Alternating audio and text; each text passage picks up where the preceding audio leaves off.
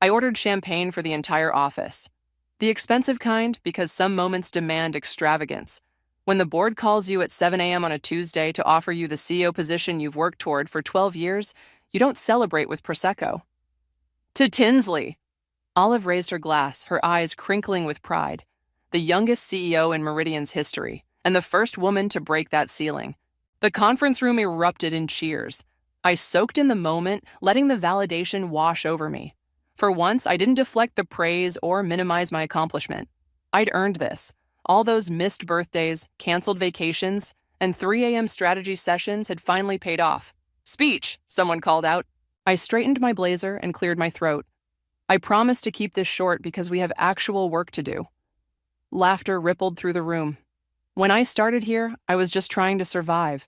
My parents were gone, I had student loans crushing me, and I just needed to prove, to myself more than anyone, that I could stand on my own. My voice caught unexpectedly. I hadn't planned to get emotional, but 12 years of grinding suddenly compressed into this single moment. But you all became more than colleagues. You became my family. I raised my glass. So this isn't my achievement, it's ours. And I promise to lead Meridian with the same dedication and heart that each of you brings every day. The door swung open as I finished. Sarah strode in, fashionably late as always, her smile dazzling.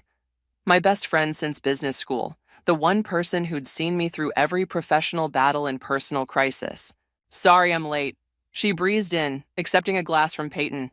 Traffic was a nightmare, but I wouldn't miss celebrating my best friend for anything. I moved to hug her, but she stepped toward the center of the room instead, tapping her glass with a pen. While we're all gathered, I actually have an announcement of my own.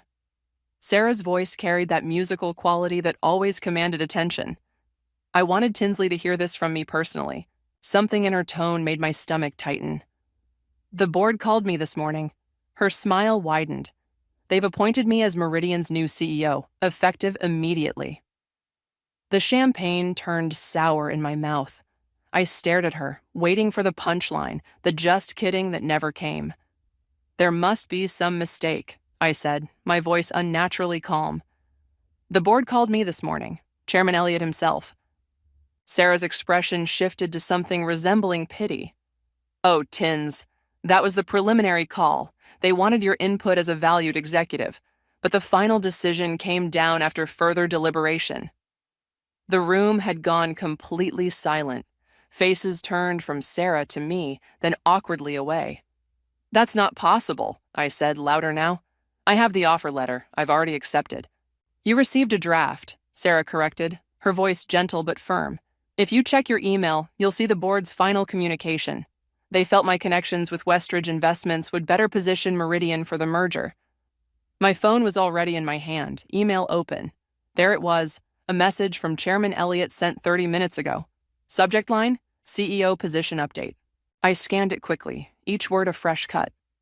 After careful consideration, alternative candidate, appreciate your continued contributions, regret any miscommunication. You knew. The realization hit me like physical pain. You knew they were considering you when I told you about my call this morning. Sarah's smile faltered slightly.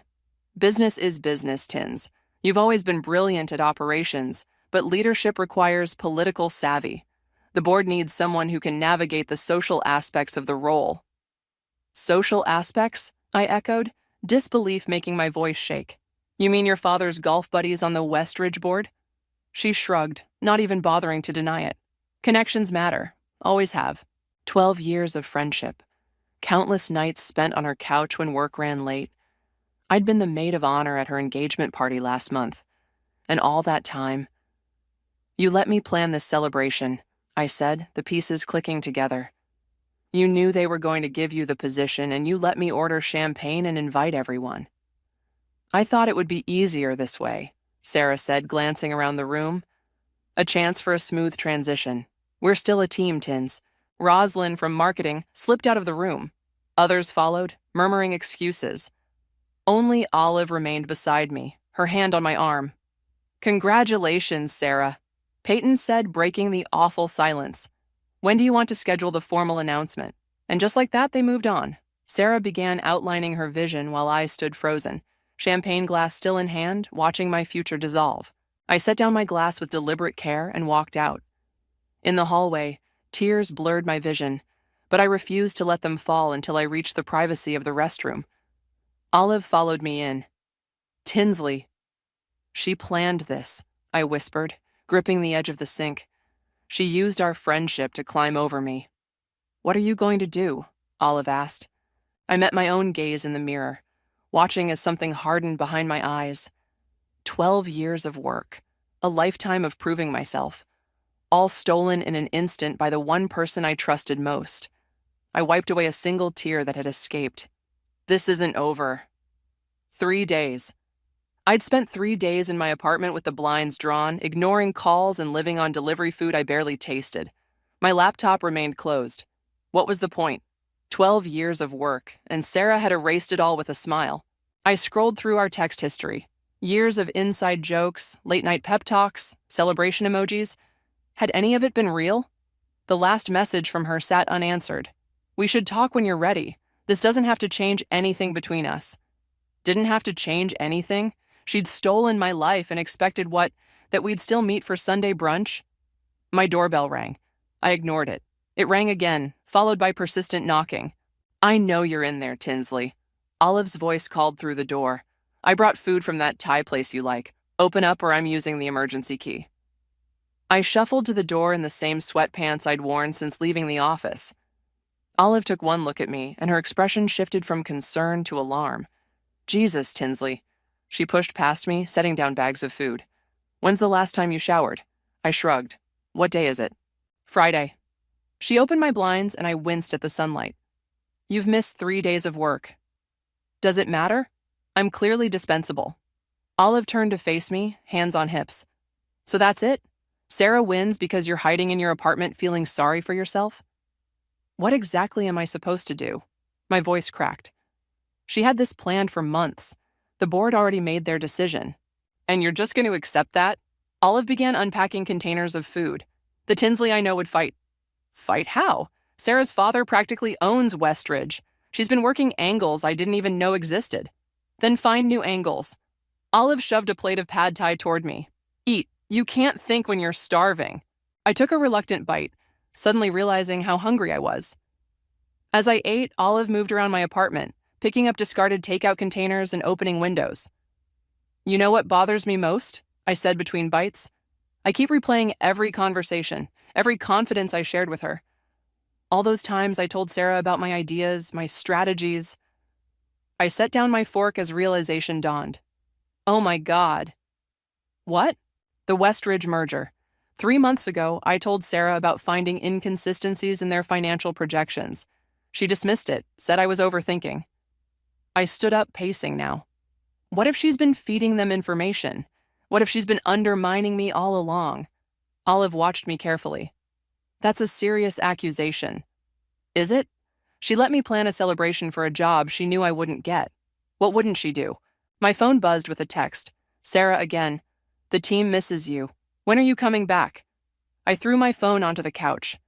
She's texting like nothing happened, like we're still friends.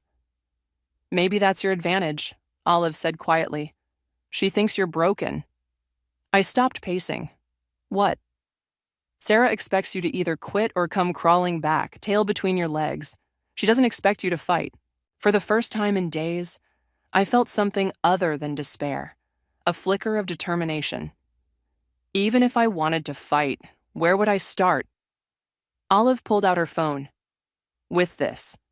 She showed me an email. I forwarded this to myself before I left that day. It's the original offer letter they sent you. I scanned it quickly.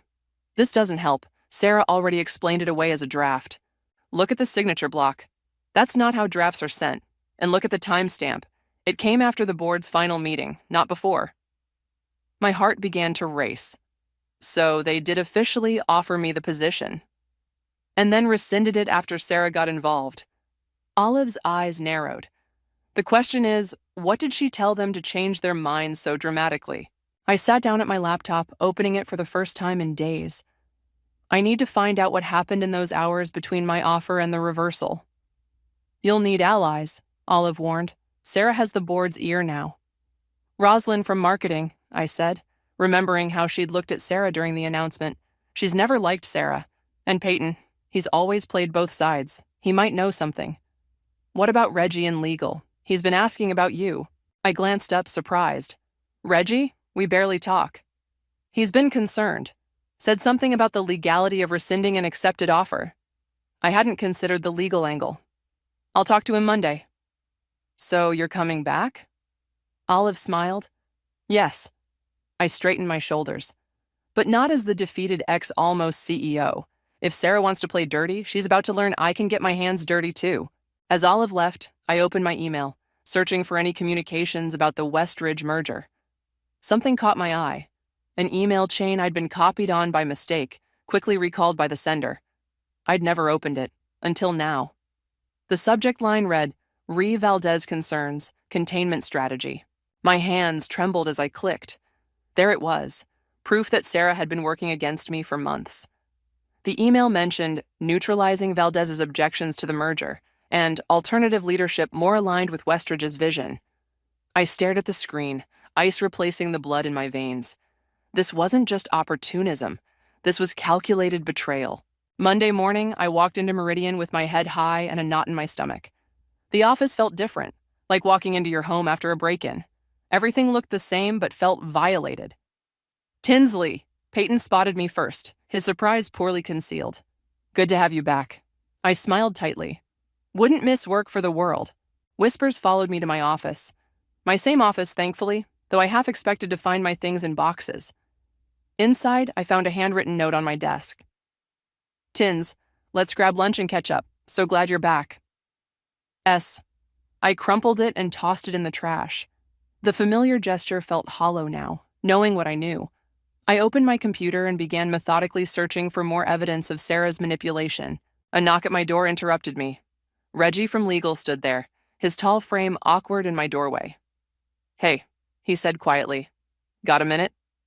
I gestured to the chair across from me. Reggie and I had worked together on contracts for years, but our relationship had always been strictly professional. I'd never noticed how his eyes crinkled at the corners when he was concerned. Olive mentioned you might need some legal perspective, he said, closing the door behind him. I'm not sure I'm ready to pursue legal action, I replied carefully. I'm not here as Meridian's lawyer right now. He leaned forward. This is off the record, as a colleague who respects your work. I studied him, weighing my options. What do you know about the CEO appointment process? I know the board voted unanimously for you initially. I drafted the offer letter myself. My heart skipped. Then what happened? Reggie hesitated. There was an emergency board meeting the next morning. I wasn't included, but I know Sarah presented something that changed their minds. Do you know what? He shook his head. But I can tell you this. Rescinding a formally accepted offer is legally questionable. If you wanted to challenge it, you'd have grounds. At what cost? My career would be over. Maybe. His eyes met mine. Or maybe you'd expose something the board needs to know before this merger goes through. I was about to respond when my phone buzzed with a text from Roslyn. Need to talk. Women's restroom, 3rd floor, now. I have to go, I told Reggie. Thank you for this. He nodded. Be careful, Tinsley. Sarah has more allies than you think. The 3rd floor restroom was rarely used. Perfect for a private conversation. Roslyn was checking under stall doors when I arrived. We're clear, she said, locking the main door. I don't have much time. What's going on? Sarah's called an all-hands meeting for this afternoon. She's announcing accelerated merger plans with Westridge. My stomach dropped. That's too fast. We haven't completed due diligence. Exactly. Roslyn lowered her voice. And I found something when preparing the marketing materials. The numbers don't add up. Westridge is overstating their client base by at least 30%. The same discrepancy I found months ago, I murmured. I told Sarah about it. Well, she's buried it. The board presentation omits all those details. Roslyn handed me a flash drive. This has the original data sets before they were cleaned up for the board. I stared at the tiny device. Why are you helping me? Roslyn's expression hardened. 2 years ago, I was up for the marketing director position. Sarah told me in confidence that I shouldn't apply, that I wasn't ready. I later found out she'd recommended someone else while pretending to support me. Another victim of Sarah's manipulations. Thank you for this. Be smart about how you use it, she warned.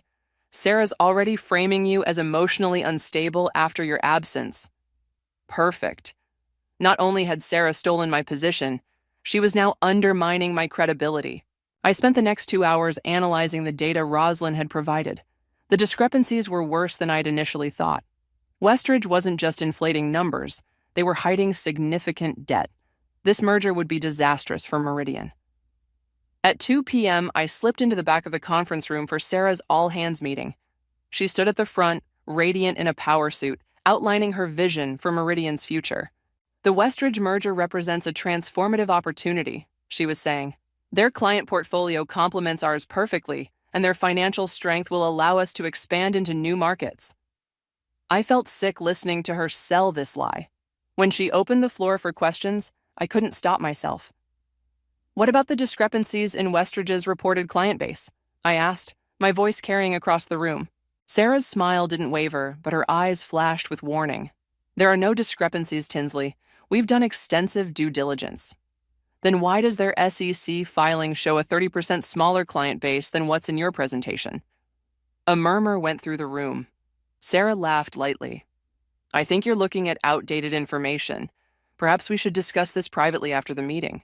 I'm looking at their filing from last week, I persisted, holding up my tablet, and it shows significant debt that isn't reflected in our merger analysis. The room went silent. Sarah's expression hardened. Tinsley is understandably emotional given recent events. I assure you all, the merger numbers have been thoroughly vetted by our team and the board. As people filed out after the meeting, Sarah cornered me. What the hell was that? She hissed. That was me doing my job, I replied evenly. Something you might try sometime. You're embarrassing yourself. Her voice was cold. This pathetic attempt to undermine me needs to stop. Or what? She stepped closer. Or I'll have to remind the board why they chose me instead of you.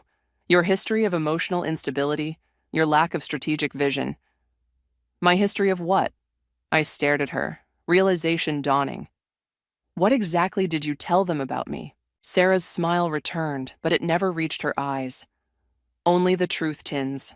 That's all. As she walked away, I stood frozen, finally understanding. This wasn't just about the CEO position or the merger. Sarah had systematically dismantled my reputation behind my back for years. This fight had just become much more personal. You need to decide what matters more, revenge or your career. Olive set her coffee down with a finality that made me wince. We were at a cafe 3 blocks from the office, far enough that we wouldn't run into colleagues.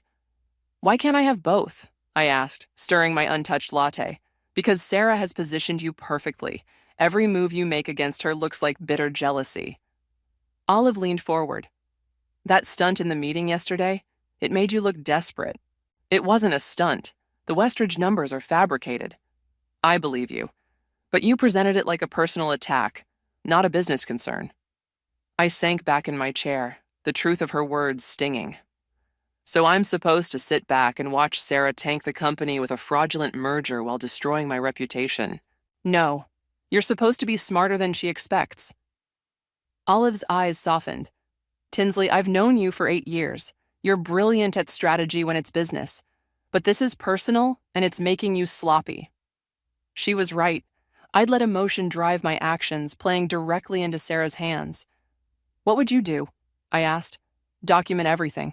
Build a case methodically, and find out exactly what Sarah told the board about you.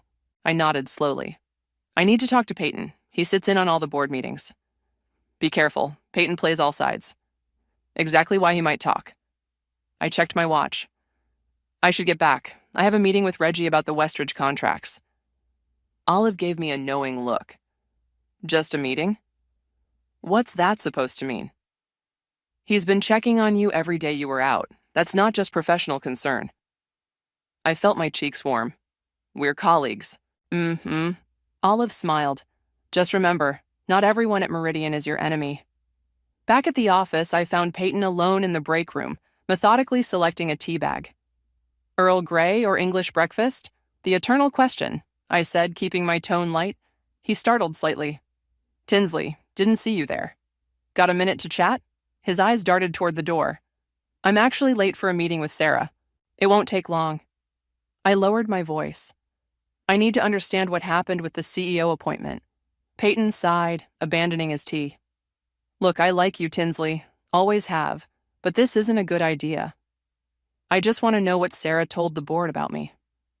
He hesitated, conflict evident in his expression. She presented a case that you weren't ready for the position, that your personal history made you unsuitable for high-pressure leadership. My blood ran cold. My personal history? Your parents, he said quietly.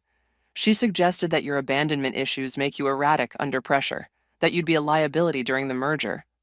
The room seemed to tilt. Sarah had weaponized my deepest pain, the loss of my parents when I was 19, something I'd shared with her during late nights when defenses were down. The nights I'd cried on her shoulder, trusted her with my fears of never being enough, of everyone eventually leaving. That's why they changed their minds, I whispered. Peyton nodded uncomfortably. She had examples, times you supposedly broke down during stressful projects. That never happened. The board believed her. She was very convincing. I felt sick. Thank you for telling me. Tinsley, he grabbed my arm as I turned to leave. Be careful. Sarah's father has connections beyond Westridge. She could make sure you never work in this industry again. The threat should have frightened me. Instead, it crystallized my resolve. I found Reggie waiting in my office, contract drafts spread across my desk. He looked up when I entered, his expression immediately concerned. What happened? You look like you've seen a ghost. I closed the door behind me. Sarah used my parents' death to convince the board I'm emotionally unstable. Reggie's face darkened. That's beyond unprofessional. It's cruel. It's effective, I said, sitting down heavily. Who would want a CEO with abandonment issues? Someone who recognizes that overcoming personal tragedy creates resilience, not weakness. His voice was quiet but firm. The board should know they've been manipulated. They won't believe me over Sarah, not without proof. Then we find proof. He gestured to the contracts. Starting with these, the Westridge merger terms are unusually favorable to them, almost like someone on our side is deliberately undervaluing Meridian. I leaned forward, professional interest momentarily overriding personal hurt. Show me. For the next hour, we pored over the documents, identifying clause after clause that disadvantaged Meridian. Reggie's legal expertise illuminated issues I might have missed, and I found myself genuinely impressed by his thoroughness. This isn't just bad negotiating, I said finally. This is deliberate sabotage. The question is why, Reggie replied. What does Sarah gain by undervaluing Meridian in this merger? A knock interrupted us. Rosalind slipped in, closing the door quickly behind her. You need to see this, she said, handing me her tablet. Sarah just announced her engagement party. It's this Saturday. I stared at the screen. There was Sarah, beaming beside her fiancé Bradley, announcing an intimate celebration at the Westridge Country Club. Look who's on the guest list, Rosalind said, scrolling down. The entire Meridian board was invited, along with the Westridge executives. She's using her engagement party to finalize the merger details, I realized. Away from the office, away from scrutiny. Away from you, Reggie added. You're conspicuously absent from that invitation list. I handed the tablet back to Rosalind, a plan forming in my mind. I need to be at that party. Tinsley, no, Rosalind warned. That's exactly the kind of emotional reaction she's expecting. I'm not going to make a scene, I said, but that party is where everyone with power will be gathered. If I'm going to expose what Sarah's doing, that's my opportunity. Reggie and Rosalind exchanged concerned glances. What? I demanded. Are you sure this is about saving Meridian? Reggie asked carefully. And not about hurting Sarah? The question hit me like a slap. Was I motivated by professional integrity or personal vengeance? The line had blurred so completely I couldn't tell anymore. Does it matter? I finally asked. If the end result is stopping a fraudulent merger? It matters to you, Reggie said simply, and what this does to you matters to me. The unexpected tenderness in his voice caught me off guard. Before I could respond, my phone buzzed with an email notification. From Sarah. Missing your input on the merger team. Let's put our personal issues aside for Meridian's future. Dinner tonight to clear the air? I showed the others. She's trying to neutralize me. Or genuinely extend an olive branch, Reggie suggested. I laughed bitterly. After what Peyton just told me, not likely. What did Peyton say? Rosalind asked. As I explained, their expressions shifted from concern to outrage. That settles it, Rosalind said firmly. We're getting you into that party. I agreed to dinner with Sarah. Know your enemy, as the saying goes. We met at Luciano's, our usual celebration spot. The familiarity felt perverse now, like returning to a childhood home that had been sold to strangers. Sarah was already seated when I arrived, looking perfectly composed in a navy dress that probably cost more than my monthly rent. She stood to hug me. I let her, my body stiff. I'm so glad you came, she said, her smile warm and practiced. I've missed you. Have you? I slid into my seat, declining the wine she'd already ordered for me. I need a clear head tonight. Her smile faltered slightly. Still angry, I see. Not angry, just not interested in pretending. The waiter appeared, saving us from the tension. We ordered, she got her usual salmon. I chose something different from my regular order. Even that small deviation felt like a declaration. I meant what I said in my email, Sarah began once we were alone. I value your input on the merger. No one understands Meridian's operations like you do. Interesting pivot, I replied. Yesterday I was emotionally unstable. Today I'm indispensable. She sighed. That was unfortunate timing. You blindsided me in that meeting. Like you blindsided me with the CEO announcement? That was business, Tinsley. This merger is transformative for Meridian. The board needed someone with established connections to Westridge. Someone like you, whose father conveniently sits on their board? Sarah's expression hardened momentarily before smoothing back into concern. I know you're hurt, but this self-destructive crusade isn't like you. People are worried. Which people? The board members you told about my abandonment issues? Her fork clattered against her plate. Peyton talked to you. Did you think he wouldn't? Did you think I wouldn't find out how you used my parents' death against me? Sarah leaned forward, voice low. I presented relevant concerns about leadership qualities. That's all. You betrayed my confidence. You took the most painful part of my life and weaponized it. I did what was necessary for Meridian's future. No, I said, my voice steady despite the anger churning inside me. You did what was necessary for Sarah's future. Don't pretend this is about the company. She studied me, calculation replacing pretense. What do you want, Tinsley? A bigger role in the merger? A promotion? Name it, and we can move past this unpleasantness. The casual offer stunned me. She thought I could be bought off, my dignity traded for a title. I want you to withdraw from the Westridge merger, I said. The numbers are fabricated and you know it. Sarah laughed, the sound brittle. That's not happening. The merger proceeds next week after my engagement party. Then I'll take what I've found to the board. With what evidence? The board trusts me, not the emotionally compromised executive who's clearly bitter about losing a promotion. She was right, and we both knew it. I'd need irrefutable proof to overcome the narrative she'd created. This isn't you, Tinsley, she continued, her voice softening. We've been friends for 12 years. Are you really willing to throw that away over a job title? This isn't about the title. It's about you using our friendship to advance yourself while systematically undermining me. That's not... How long? I interrupted. How long have you been planning this? Something shifted in her eyes, a flicker of truth breaking through the performance. Since the Harrington acquisition, she admitted. When you got the credit for the deal, I helped structure. 3 years. She'd been plotting this for 3 years, all while being my maid of honor, my confidant, my supposed best friend. I never took credit for your work, I said quietly. I always acknowledged your contribution. In private, but the board saw you as the rising star. I was just supporting cast. The raw jealousy in her voice was almost shocking. All this time, while I'd trusted her completely, she'd been tallying perceived slights and planning her revenge. We're done here. I stood up, throwing cash on the table for my untouched meal. Tinsley, wait. She grabbed my wrist. Don't do anything you'll regret. My father can make one phone call and end your career anywhere in this industry. I pulled my arm away. Threats now? At least we're finally being honest.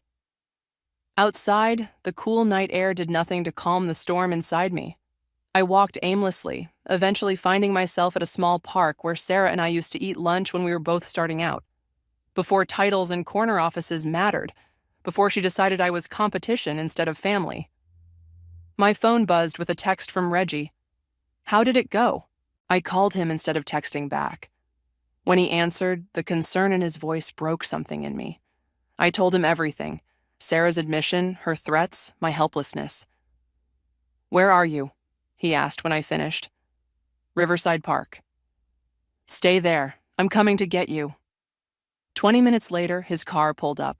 I got in without a word, exhaustion suddenly overwhelming me. My place is closer, he said. I'll make coffee and we can figure this out. His apartment was exactly what I expected. Minimalist, orderly, with overflowing bookshelves, the only sign of personality. He made coffee while I sank onto his couch. She's been planning this for years, I said, staring into the mug he handed me. Everything was calculated. Then we need to be equally calculated, he replied, sitting beside me. Sarah's right about one thing. You need irrefutable evidence to take to the board, which I don't have. Not yet, he hesitated, but I might know how to get it. I looked up. How? The engagement party? Bradley, Sarah's fiancé. He works in Westridge's finance department. So? So I play golf with him occasionally. He's mentioned having concerns about some of the company's reporting practices. Hope flickered faintly. You think he'd talk to us? To me, maybe, if I can get him alone at the party. Which I'm not invited to. Reggie's expression turned determined. Then we get you in another way, as my +1. Sarah would spot me immediately. Not if you're working behind the scenes. I go as a guest, you come as staff. The country club is hiring extra servers for the event. The audacity of the plan jolted me out of my despair. You want me to pose as a server at Sarah's engagement party? It gets you in the room. It gives us a chance to find proof. It was risky, potentially humiliating, and absolutely not what a former CEO designate should be doing. It was also our only shot. Okay, I said, newfound determination replacing defeat. Let's do it. Reggie smiled, relief evident in his expression. There she is. I was worried we'd lost you. Lost me? The Tinsley who never backs down from a challenge. His hand covered mine briefly. The one I've always admired. The unexpected touch, the sincerity in his voice, it cut through my emotional armor in a way I wasn't prepared for. For the first time in days, I felt something beyond anger and betrayal. I felt hope. Keep your head down and don't make eye contact with the guests. The catering manager adjusted my bow tie with brisk efficiency. Water glasses stay full, empty plates disappear quickly. Questions? No, ma'am. I balanced the tray of champagne flutes, feeling ridiculous in the server's uniform. The black pants were too long, the white shirt too tight across my shoulders. Good. The first guests arrive in 20 minutes. She moved on to the next server, leaving me alone with my nerves. I'd spent my career climbing to the executive floor, and here I was, back in a service job like during college. The irony wasn't lost on me, but desperate times called for desperate measures, and I was definitely desperate. My phone buzzed in my pocket. A text from Reggie. Just arrived. Remember the plan? Be careful. The plan seemed simple enough. I'd work the party, staying invisible to Sarah while listening for useful information. Meanwhile, Reggie would corner Bradley and probe for Westridge's financial irregularities. We'd meet at midnight in the coat check room to compare notes. Simple except for the knot of anxiety in my stomach. If Sarah spotted me, my career wouldn't just be derailed, it would be obliterated. The Westridge Country Club ballroom filled quickly. Board members mingled with executives, champagne flowing freely. I kept my gaze lowered, moving through the crowd with practiced invisibility. Champagne, sir? I offered to an older man I recognized as Sarah's father. He took a glass without looking at me. Telling you, once this merger goes through, we'll have salvaged the situation completely, he was saying to another board member. Meridian's client list alone covers our shortfall. I lingered, pretending to arrange my tray. The SEC inquiry won't matter by then? The other man asked. Not once we've consolidated assets. The timing is tight, but more champagne over here, please. A sharp voice cut through my eavesdropping. I turned to find Valerie, Sarah's friend from college, staring at me with narrowed eyes. I nodded and moved away, pulse racing. SEC inquiry? What shortfall needed salvaging?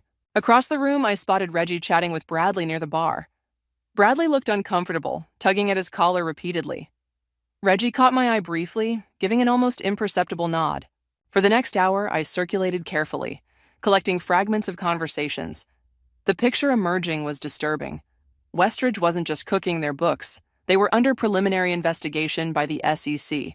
The merger with Meridian wasn't a strategic partnership. It was a lifeline for a drowning company. And Sarah knew. She had to know. I was refilling water glasses at a table of Meridian board members when I heard my name. Shame about Tinsley. One of them was saying, she had potential.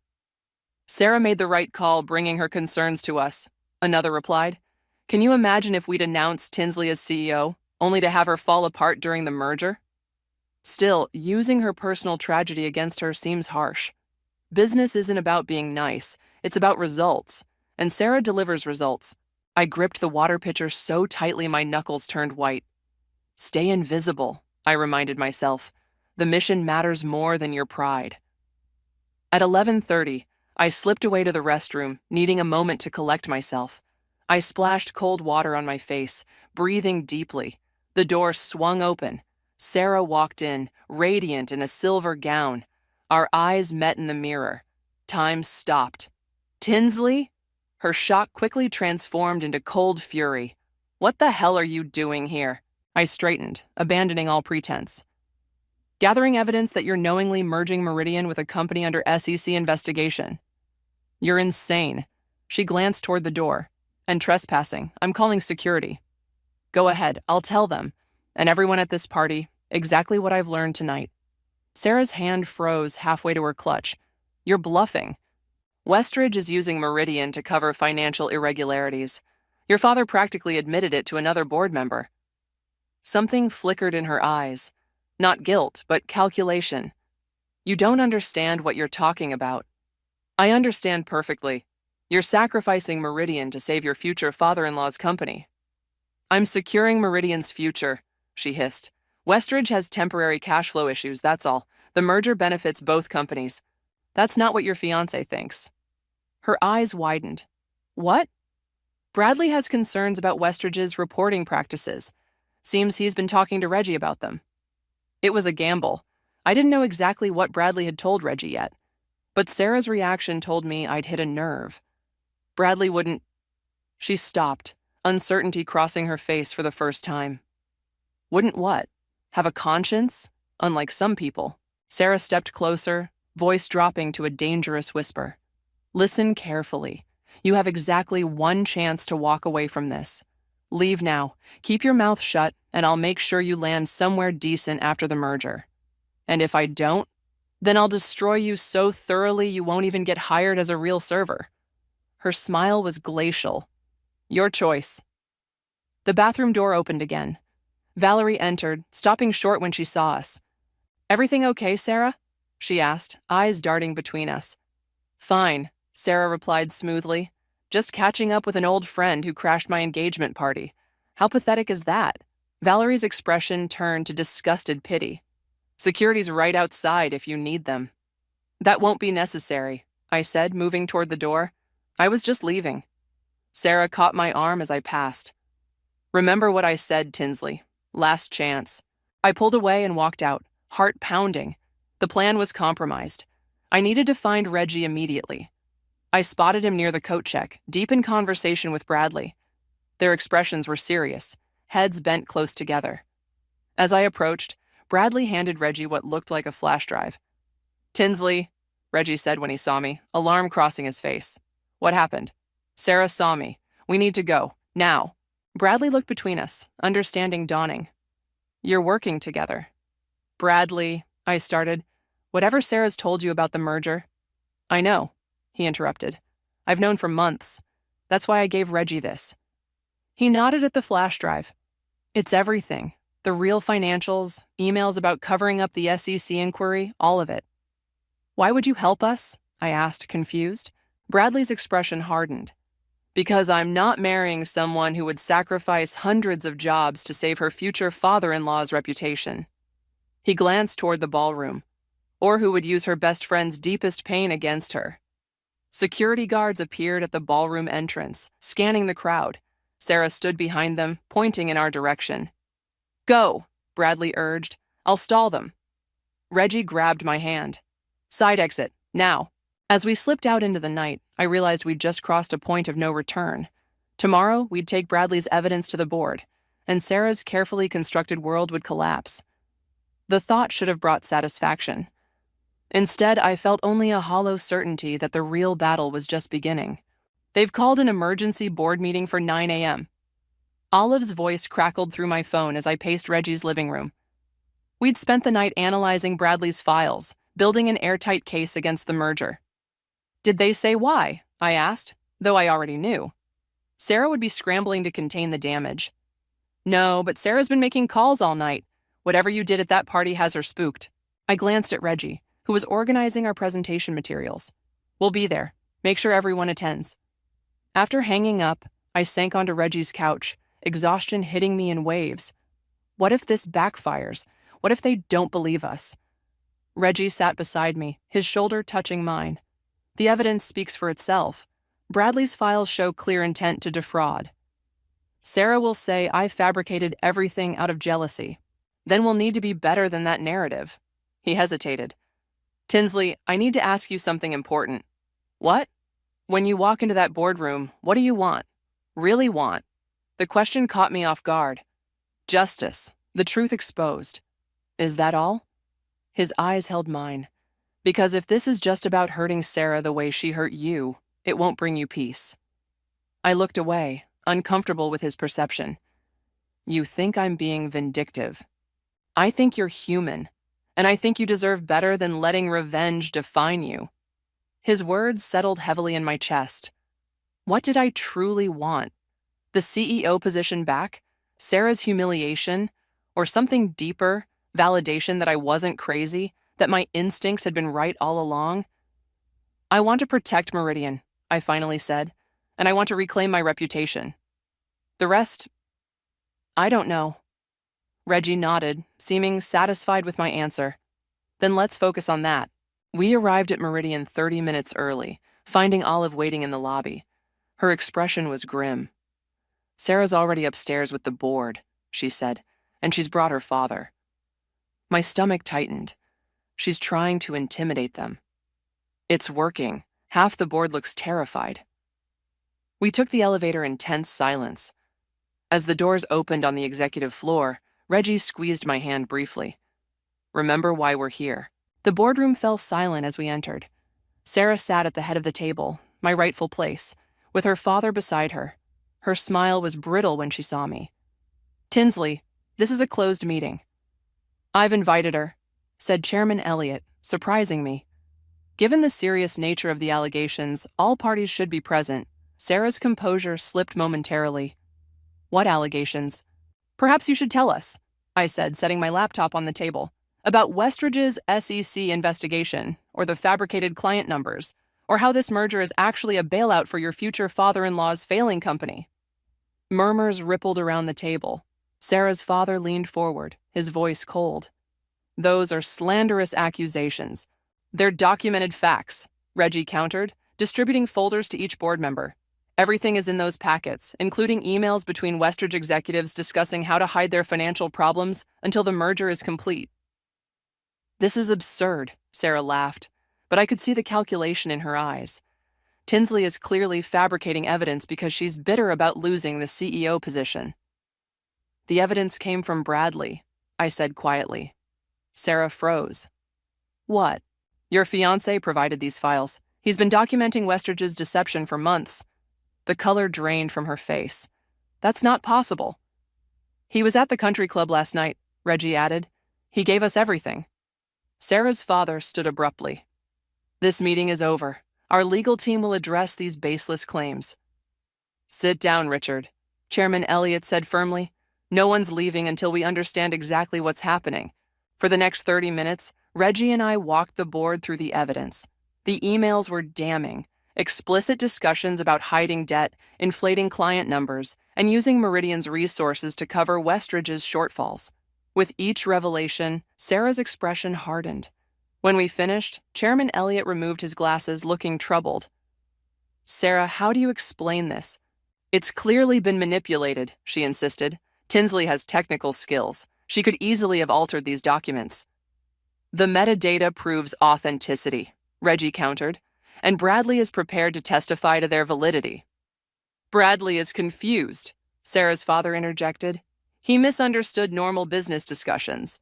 Then explain this email, I said, projecting a message onto the screen. From you to Sarah, dated 3 months ago. The SEC inquiry is gaining momentum. We need to accelerate the Meridian merger before our Q3 filings. The room went silent. Sarah and her father exchanged glances. You knew, I said, looking directly at Sarah. You knew Westridge was in trouble and you orchestrated this merger to save them, regardless of the cost to Meridian. I was protecting both companies, she replied, her voice steady despite her obvious distress. Yes, Westridge has cash flow issues, but the merger still makes strategic sense. Not when one partner is deliberately deceiving the other, Chairman Elliott said. Sarah, I'm deeply disappointed. What about her? Sarah pointed at me, desperation creeping into her voice. She's emotionally unstable. I told you about her history, her abandonment issues. Yes, let's talk about that, I interrupted, surprising myself with my calm. You told the board I was emotionally unstable because my parents died when I was 19. You used my deepest pain I shared with you in confidence, to undermine me professionally, Sarah faltered. I was concerned about your ability to handle pressure. No, you were eliminating competition. I looked around the table. I've never hidden my past. My parents' death shaped me, but it didn't break me. It taught me resilience, determination, and the importance of integrity, qualities a CEO should have. Several board members nodded. Chairman Elliott's expression softened. The real question, I continued, is what kind of leader deliberately sabotages a colleague using personal trauma? What kind of CEO knowingly enters a fraudulent merger? Sarah stood suddenly, her composure cracking. You have no idea what leadership requires. Sometimes difficult decisions must be made. I was saving 2 companies. You were saving yourself, I replied quietly, at everyone else's expense. This is ridiculous, Sarah's father snapped. We're leaving. The merger agreement is signed. It's too late to stop it. Actually, Chairman Elliott said, there's a material disclosure clause. If Westridge knowingly withheld information about an SEC investigation, the agreement is void. Sarah's face crumpled. You can't do this. It's already done, Chairman Elliott replied. The board will need to vote, but I think our direction is clear. He turned to me. Tinsley, would you and Reggie give us the room? We need to discuss next steps. As we stood to leave, Sarah grabbed my arm. You've ruined everything, she hissed. Are you happy now? I looked at her, really looked at her, and felt an unexpected wave of pity. No, Sarah, I'm not happy, but I am free. In the hallway, surrounded by the curious stares of colleagues, I finally allowed myself to breathe. Whatever happened next, the truth was out. I had reclaimed my voice, my dignity, and my future. And for now, that was enough. The board deliberated for 3 hours. I spent them in my office, alternating between nervous pacing and staring out the window at the city skyline. Reggie brought coffee. Olive stopped by with encouragement. Rosalind texted updates from the executive floor. But mostly, I sat alone with my thoughts. When my phone finally rang, Chairman Elliott's voice was formal. The boardroom, please. 5 minutes. I smoothed my blazer, checked my reflection in the darkened computer screen, and took a deep breath. Whatever their decision, I'd fought with integrity. That would have to be enough. The boardroom had emptied except for Chairman Elliott and 2 other members. No sign of Sarah or her father. Sit down, Tinsley. Chairman Elliott gestured to a chair, not at the head of the table, I noticed, but to his right. We've made several decisions today. I nodded, keeping my expression neutral despite my racing heart. First, we've voided the merger agreement with Westridge. Our legal team is already preparing the necessary documentation. Relief flooded through me. That's the right call. Second, we've accepted Sarah's resignation effective immediately. I blinked, surprised it had happened so quickly. I see. Which brings us to you. He folded his hands on the table. Your actions in uncovering this deception were commendable. However, the manner in which you gathered information, infiltrating a private event, working with a Westridge insider, raises questions about judgment. My stomach sank. They weren't giving me the CEO position back. That said, he continued, your dedication to Meridian's well-being is unquestionable, and your presentation today demonstrated exactly the kind of leadership we need. He slid a folder across the table. Inside was an offer letter, not for CEO, but for Chief Strategy Officer, a newly created position. We're restructuring our leadership approach, he explained. The CEO position will remain open while we conduct a proper search. In the meantime, you'll lead our strategic initiatives, reporting directly to the board.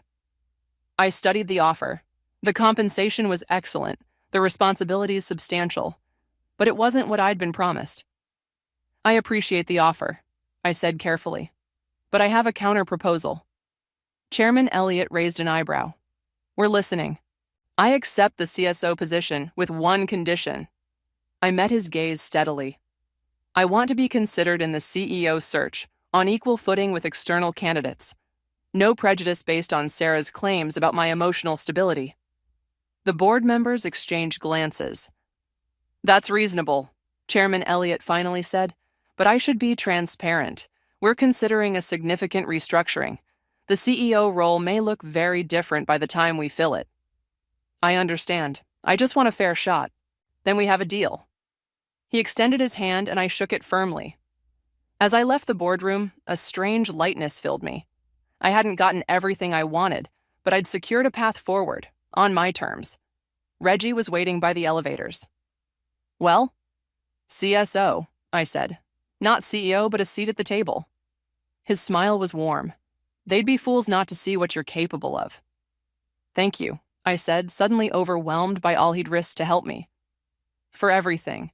Partners look out for each other. His eyes held mine a moment too long, and I felt that same flutter from his apartment. The elevator doors opened, revealing Sarah. She was carrying a box of personal items, her expression stony. We all froze. Excuse me, she said coldly, trying to step around us. I should have let her pass, should have taken the high road, but something made me reach out and stop the elevator door from closing. Sarah. She looked at me, really looked at me, for the first time in months.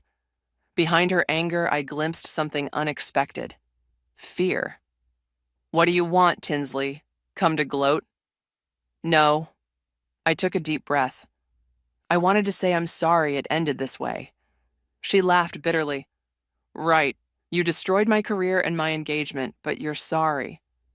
Bradley made his own choice, and you destroyed your career when you decided to lie to the board. Is that what helps you sleep at night? Nothing helps me sleep at night, I admitted. Not after learning my best friend of 12 years saw me as nothing but competition.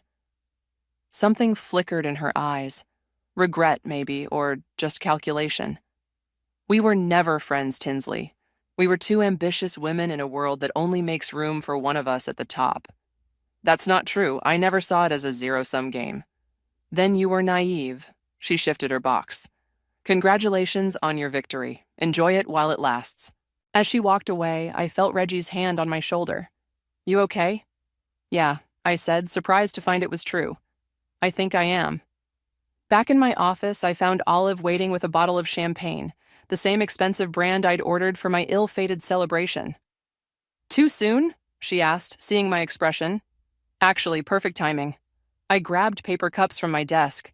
But let's invite Roslyn and Peyton too, and anyone else who stood by me. As Olive went to gather them, I stood alone in my office, the same office where this journey had begun. I'd lost a friend but gained clarity. I hadn't reclaimed the CEO title, but I'd reclaimed something more important, my sense of self-worth. My phone buzzed with a text from an unknown number. It was Bradley. Meeting with SEC investigators tomorrow. Doing the right thing, finally. Thank you for showing me it's possible. I smiled, setting the phone down as my colleagues began filtering in, Reggie among them. He caught my eye across the room, raising an imaginary glass and a private toast. Olive handed me a cup of champagne. Speech? I looked around at these people. Not just colleagues, but allies who had seen my value when I doubted it myself. To truth, I said, raising my cup, and to the battles that show us who we really are. As we drank, I realized something profound. I'd spent 12 years trying to prove I was enough, to Meridian, to Sarah, to myself. But standing here now, I finally understood. I had always been enough. The only person who couldn't see it was me. And that, more than any title or corner office, was the real victory.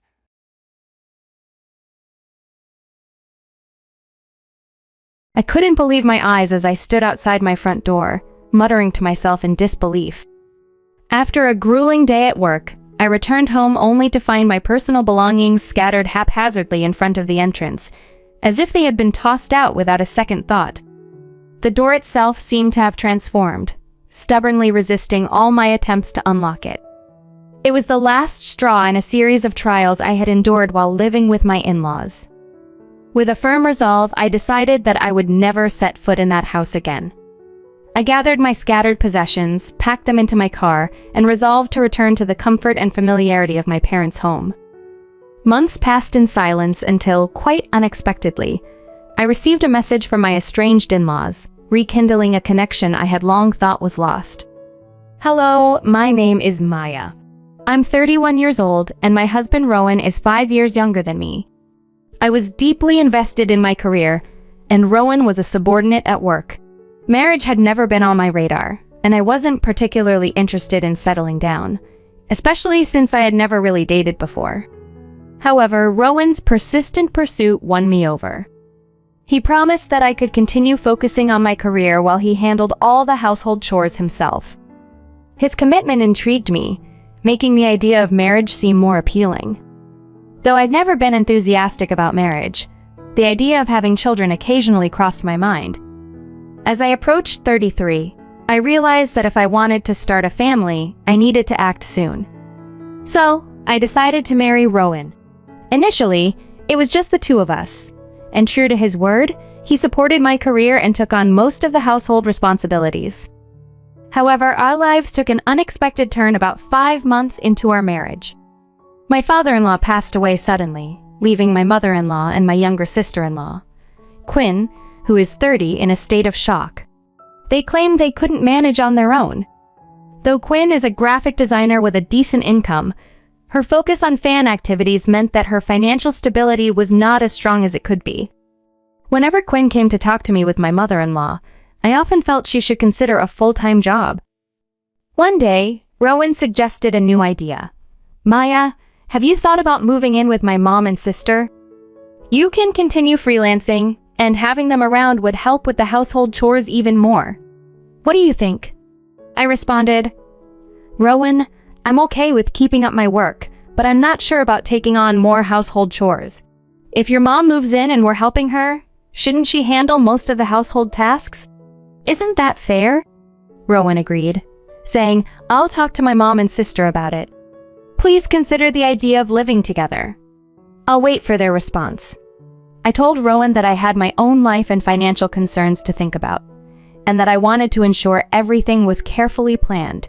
While it might sound harsh, caregiving needs a lot of planning. Rowan assured me that his family would handle the household chores, and though I thought about asking for a written agreement, I decided against it. They were family, and I trusted they would keep their word. So, we moved into my husband's family home.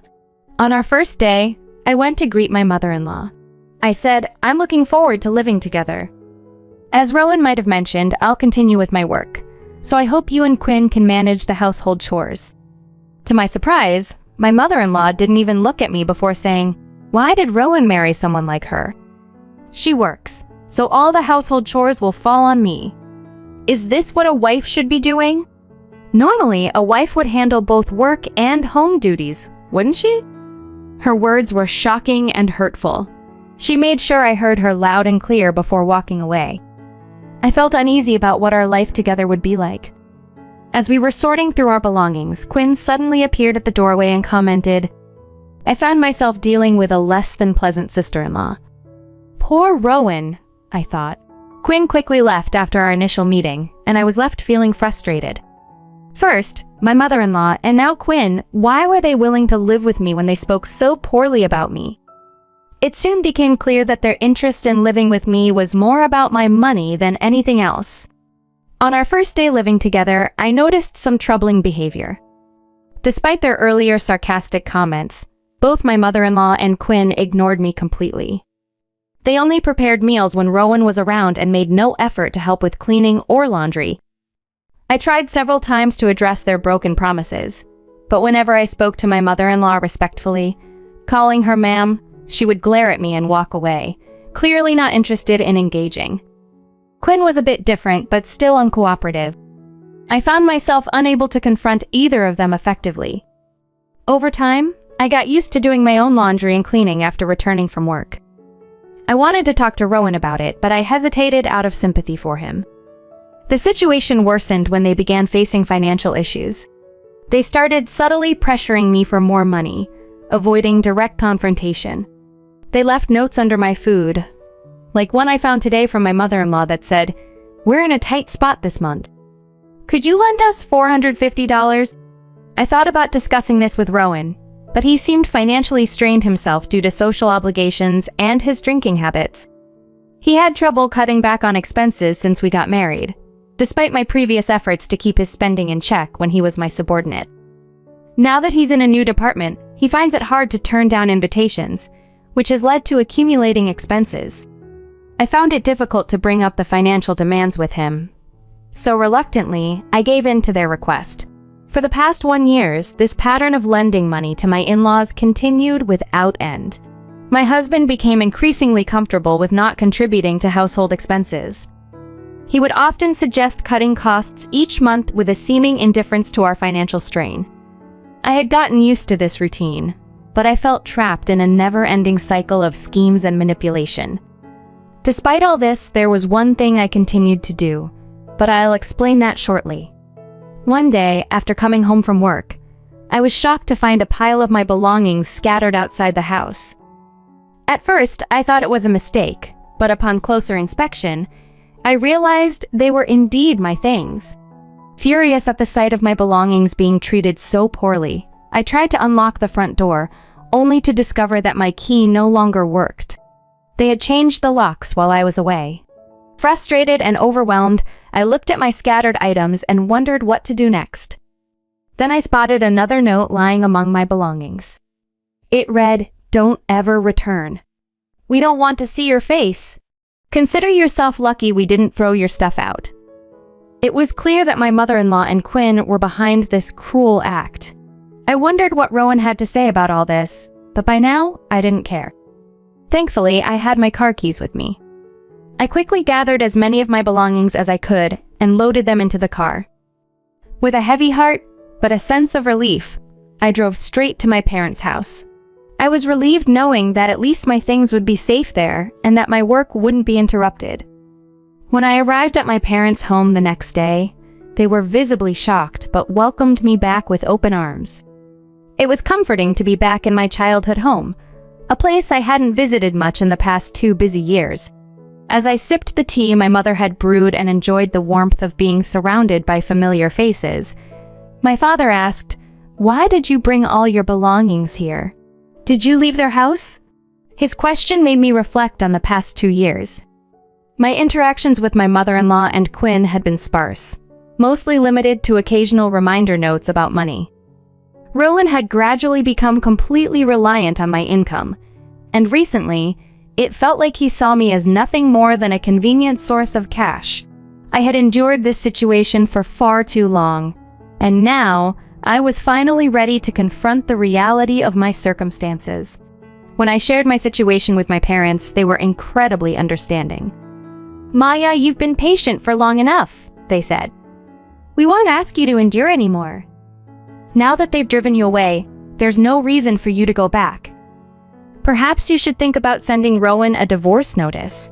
My parents were right. Although Rowan seemed like a decent young man when I married him, it was clear that money had changed him. It was a shame, but their genuine sympathy was a kindness I hadn't felt in the past 2 years. Tears welled up in my eyes as I realized how much I had missed this level of compassion. "It's not that it's been so hard," I told my father, trying to explain. "It's just that I haven't experienced this kind of sympathy in a long time. It's comforting." "Yes, Dad," I agreed. "I will send Rowan the divorce papers. But I'd like to observe the situation a bit longer. I have a feeling something might happen soon." Indeed, that moment came about 5 months later, By then, I had moved out of my parents' home and settled into a new apartment. I never imagined how liberating it would be to have control over my own earnings and spend as I pleased. I hired a cleaning service to handle the chores, which allowed me to enjoy my days off with trips and purchases I had longed for. Each day reminded me of the value of my hard-earned money, and I began questioning why I had endured those 2 challenging years. It occurred to me that perhaps I had been influenced or manipulated by my in-laws. Then, exactly 5 months after the day my keys were changed and my belongings were thrown out, my smartphone buzzed with an unexpected call.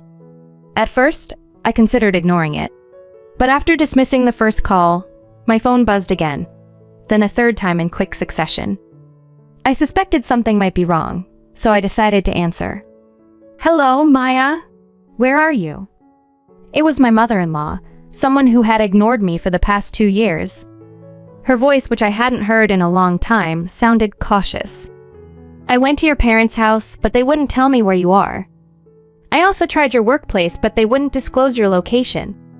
As I answered the call, another one came through almost immediately. I took a moment to relish the anticipation of what she might say next, knowing that this was going to be an interesting turn of events. The next day, my phone rang again. "Hello. Maya, are you there? Please come back soon and help us restore our lives. We can't even afford to go out and enjoy ourselves. What are we supposed to do now?" I thought that living without spending money on leisure would be enough, but it's clearly not the case. Our phone and electricity are about to be cut off. We're at our wits' end. Please come back immediately. It was clear to me that they were only thinking of themselves. Shouldn't they start with an apology for throwing me out? They seemed to completely miss that I had no intention of returning. I remained silent, feeling no obligation to respond. "Maya, are you listening at all?" My mother-in-law's voice continued, frustration evident. "Doesn't it bother you to hear that we're in such dire straits? We need your help." Realizing that an apology was not forthcoming, I decided to end the call. I pressed the button to hang up. They seemed to have no concept of remorse. The next day, my phone rang again. "Hello, Maya. Why did you ignore Mom's call yesterday? Even though we're in trouble, you didn't make any effort to help. It was hard to tell if you were even listening. Ignoring calls like that isn't very mature." It was Quinn this time. Calls from her had always been the most bothersome. Now she had the audacity to lecture me about not ignoring calls, even though she and her mother had ignored me for 2 years. I couldn't believe her nerve. I planned to endure the call a bit longer, but without an apology, I had no intention of engaging. "Listen," Quinn continued, "we're facing financial troubles at home. Our phone and electricity might get cut off soon. Without a seed, the heat could be dangerous. Can you live with that? If our phone dies, how will we reach you? So please, come back and help us pay the overdue bills." Her selfish demands made it easy for me to keep ignoring her. "Hey, are you listening? You haven't said a word.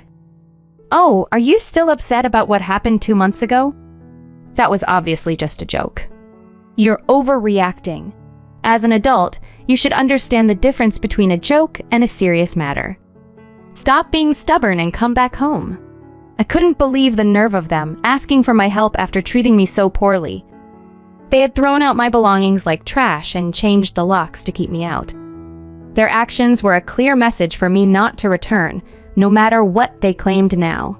It was hard to believe they had claimed everything was just a joke or prank, especially since Quinn showed no interest in apologizing either. I decided to end the call. It was clear it would be a waste of time to continue listening to her excuses. The next day, I finally received a call from Rowan. "Hello, Maya. I'm really sorry. My mother, my sister, and I all realize we've done terrible things. Can you come back? Our household is falling apart. We're out of money, everyone's on edge, and tensions are high. We sincerely apologize and want you back." Rowan seemed to feel the need to apologize, but it was too late for that. If he had reached out within the first few days, I might have considered returning, but it had been 4 months. I had embraced my new life and was enjoying every moment of my independence. There was no reason for me to go back to that family now. I appreciate your apology, Rowan, but given everything that's happened, I have no intention of returning, I said. Why were you unreachable for 2 months? How could you do that as a husband? I looked into things and found out you've been cheating, haven't you? That's what the detective agency told me. Thanks for treating me like an ATM for 2 years. I'll be sending divorce papers. Please handle it accordingly. Rowan seemed surprised, perhaps thinking he could avoid consequences. Yet he still had the nerve to ask me to come back. I responded, if you reimburse me for all the living expenses for the 3 of us over the past 2 years and repay the money I lent you, maybe I'd consider it. That's about $41,700. Can you manage that? I said this mockingly, fully aware he couldn't pay. After hearing my demands, Rowan fell silent and abruptly ended the call, likely realizing that my decision was final. When I sent the divorce papers along with a bill for emotional distress, Rowan signed the papers promptly. Now, all that's left is for me to file them at the city office to finalize the divorce. As for the compensation, Rowan transferred the money right away. I had included a note with the bill threatening to expose him to his company if he didn't pay promptly. Fearful of this, Rowan probably sought a loan to cover the amount. I heard that their family home is now on the market.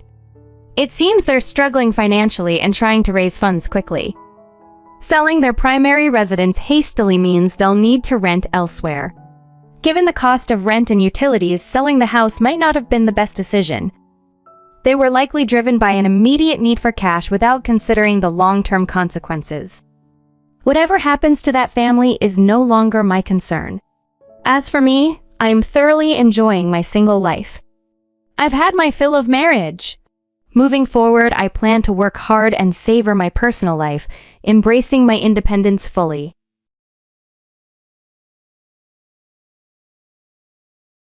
Finally, our dream home is ready, and we're set to move in just a week. In the midst of this excitement, my husband dropped a surprising revelation. It seems that my mom and the rest of the family have also begun packing up. I was puzzled, so I asked, "Is your mom moving too?" He looked at me like I'd missed something obvious. "Of course, they're moving to the new house," he said. Confused, I asked, "By new house, do you mean your mom bought a place as well?" He seemed baffled by my question. "The new house is the one we bought." I was completely thrown off. "Wait, what do you mean?" "Let me introduce myself. I'm Sage, a 31-year-old chief executive officer, CEO who has always prioritized her career over romance. This intense focus on my job has led to early promotions, various responsibilities, and a position of significant trust within my company. I work for a pharmacy manager, where my role involves visiting healthcare professionals, such as doctors, to provide, collect, and communicate information about the quality, effectiveness, and safety of our products. My daily routine consists of traveling to different hospitals and preparing presentations on new medications for doctors. Even when I'm back in the office, my workaholic nature keeps me busy. My parents have often suggested that if I can't find a good man, maybe I should consider going on blind dates. I usually respond by saying that I don't have time for such things and that I don't want to be indiscriminate about dating. Lately, however, I've started to question whether continuing my life in this single-minded pursuit of work is the right path for me. As a single woman, I've been watching my friends get married one by one. Even my close friend, who used to say we should savor our single lives and travel as much as we could, is now a mother of 2. While I still hold the belief that marriage isn't the ultimate goal in life, I can't shake off the feeling that time might be slipping away, and I might miss out on experiencing marriage altogether. That's when I met Dominic, who eventually became my husband. A friend of mine, aware of my growing concerns, introduced me to him at a party she was hosting. Dominic, who is 5 years younger than me at 27, works as a UI designer. Like me, he had always put his work first, which had led to several failed relationships because he struggled to balance his career and personal life. From the moment we met, I felt a unique connection with Dominic. We both understood the demands of a busy career, so our meetings were always planned around our schedules, which made our relationship feel comfortable and relaxed. Dominic's dedication to his work gave him a serious demeanor, which reassured me that he was someone I could see a future with. Interestingly, Dominic's parents had also encouraged him to think about marriage and had even suggested the possibility of arranged marriages. This similarity in our life circumstances made me feel that Dominic might be the right person for me. After about a year of dating, we decided to get married. My parents were overjoyed at the news, and my mom even cried tears of happiness. It was clear that she was genuinely thrilled for me. My mother cried a lot, not just when we announced our marriage, but also throughout the wedding ceremony. It was clear that she was overwhelmed with joy. However, the start of my married life with Dominic came with unexpected challenges, particularly from my in-laws. Since our house was only a 10-minute walk from my in-laws, we were frequently summoned to their home. My mother-in-law was usually the one calling us over, and it seemed she was always looking for ways to inconvenience me. Whenever we visited, she would make snide comments about me, often in a way that my husband and father-in-law wouldn't notice. Additionally, she would ask me to do household chores under the guise of needing help, such as, "Sage, my back is aching. Could you do the cleaning for me?" "Oh, okay. Great. Could you clean all the rooms and corridors on the first and second floors?" I would be left feeling overwhelmed by the tasks she assigned. Another person who caused me trouble was my sister-in-law. She had a sharp tongue and often insulted me openly, whether or not my husband or father-in-law were around.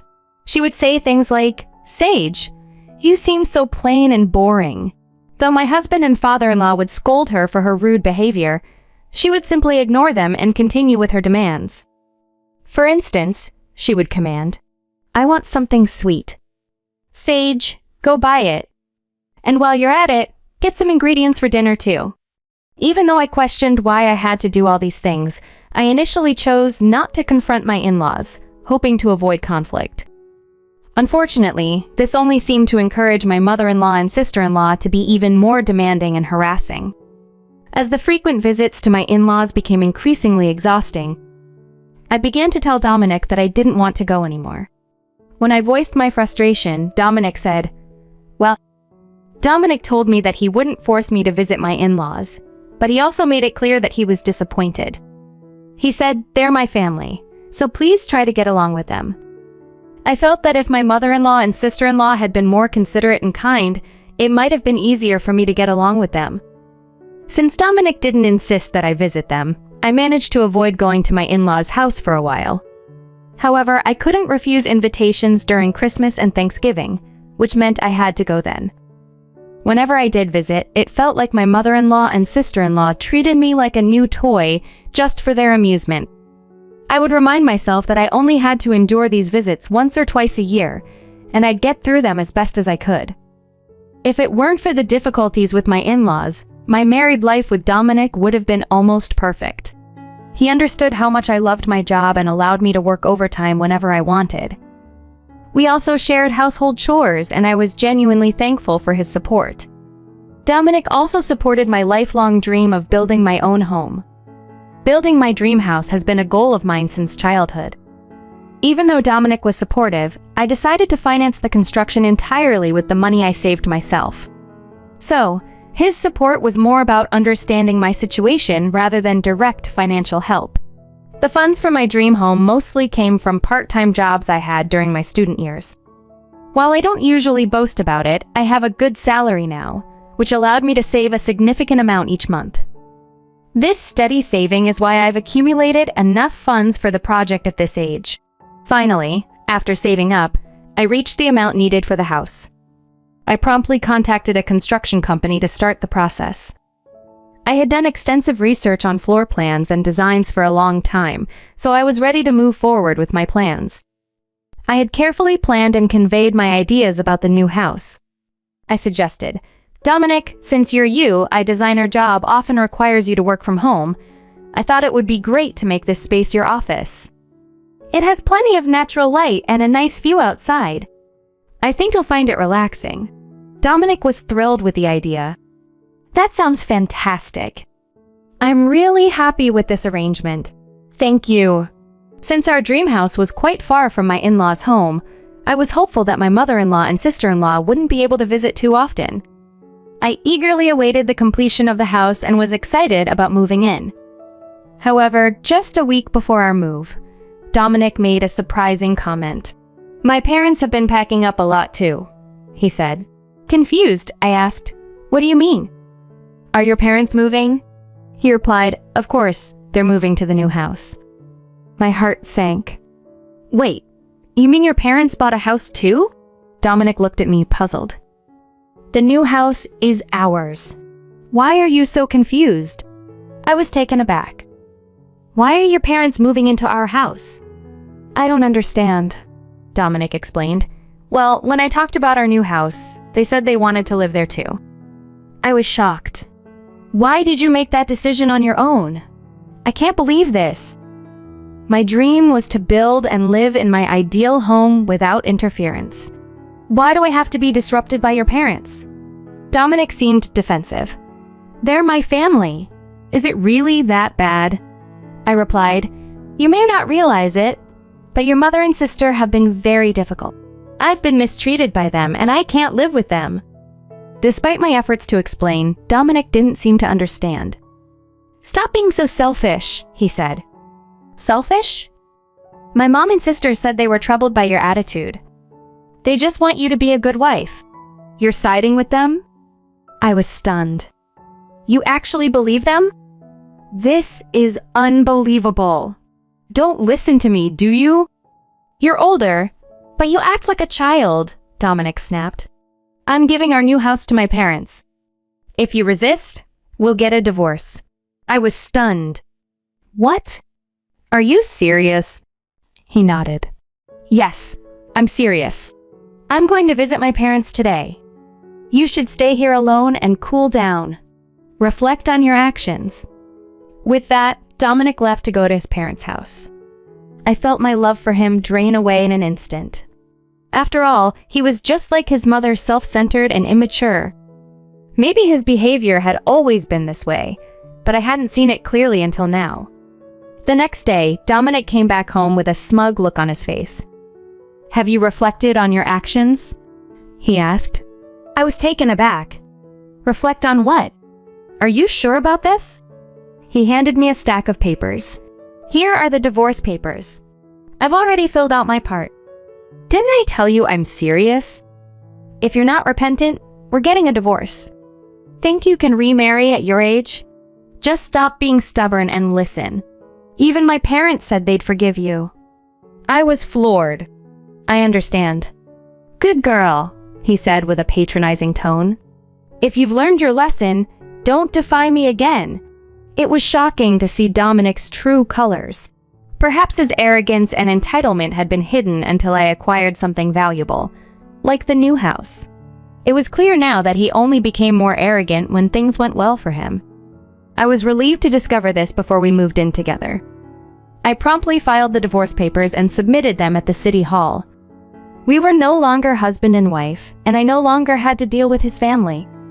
Fortunately, while Dominic was staying at his parents' house to reflect on his actions, I had the opportunity to move all my belongings to the new house. It was a relief to be able to settle in before he returned. The new house was everything I had hoped for. Every corner was exactly as I had imagined, and I was thrilled to decorate it with new furniture and appliances. The space felt like a dream come true, and I was filled with happiness just being there. Then, out of the blue, my ex-husband showed up at the house. When I checked the intercom video, I saw that he had brought his parents and sister along. I realized I had forgotten to tell him that I had filed for divorce. When I answered the intercom, Dominic's voice came through, sounding irritated. "Open up quickly!" he demanded. "Sorry, I can't do that," I replied calmly. "What are you messing around for?" "Let us in," he continued angrily. "Why are you moving in all by yourself without telling us?" "Sorry, I forgot to inform you," I said. "Just let us in now," he insisted. "That's not possible," I responded. "What I forgot to tell you was that I filed for divorce." "What do you mean?" he asked, confused.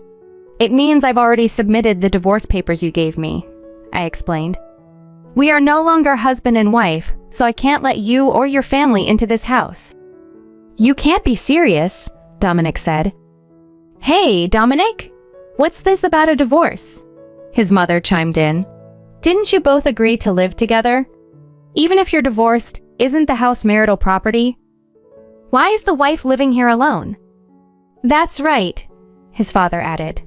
Our son should have a right to live here too. I clarified through the intercom. This house is entirely in my name. I paid for it in full. Dominic's family was clearly taken aback, unable to find words. His mother continued. Dominic, you always said we could come to your house.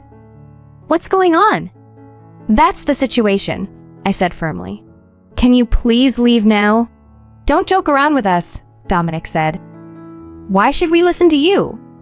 If you continue to linger, I warned, I'll call the police. The mention of the police made Dominic's family go silent, clearly shocked by my resolve. My father-in-law eventually came to apologize.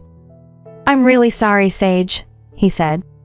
We'll leave right away, so please don't call the police.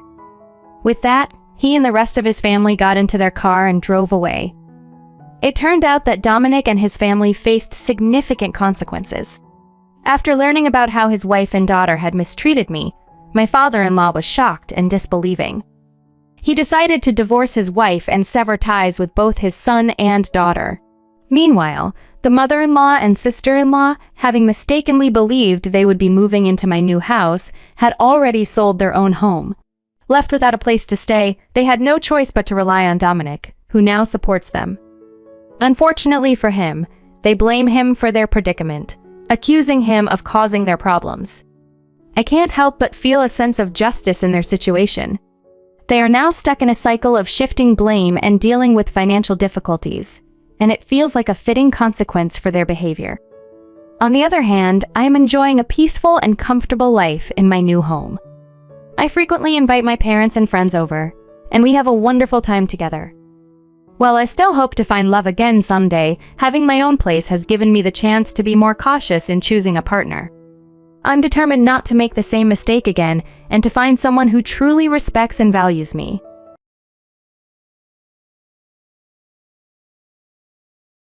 I'm Oliver, and I run a cleaning company with my wife, Ruby. This bathhouse is a cherished family business that I inherited from my grandfather. One evening, we had an unexpected and memorable encounter with a young child. It was an early spring night, and there was still a slight chill in the air. The clock had passed 9 o'clock, and Ruby and I were finishing up after our last customer had left.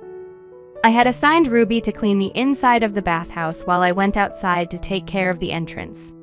That's when I noticed a small figure near the garbage disposal area, not too far from our shop. As I got closer, illuminated by the streetlight, I saw that the figure was a ragged little girl searching through the garbage. I wondered what she might be looking for, but considering how late it was, I felt it was best to check on her. I called Ruby over and together we approached the girl. Up close, we saw that despite the chilly weather, she was wearing only a thin, long-sleeve shirt and a skirt, with no shoes on her bare feet. Although she was wearing sneakers, they were far too big, and she was walking on the crushed heels. Ruby and I were both taken aback by her appearance. I gently asked, "Miss, what are you doing here at this late hour?" The girl, startled, jumped and turned toward us. Her hair, slightly longer than shoulder length, was frizzy and untidy, with bangs so long that they hid her eyes. She looked at us and softly said, "I'm hungry."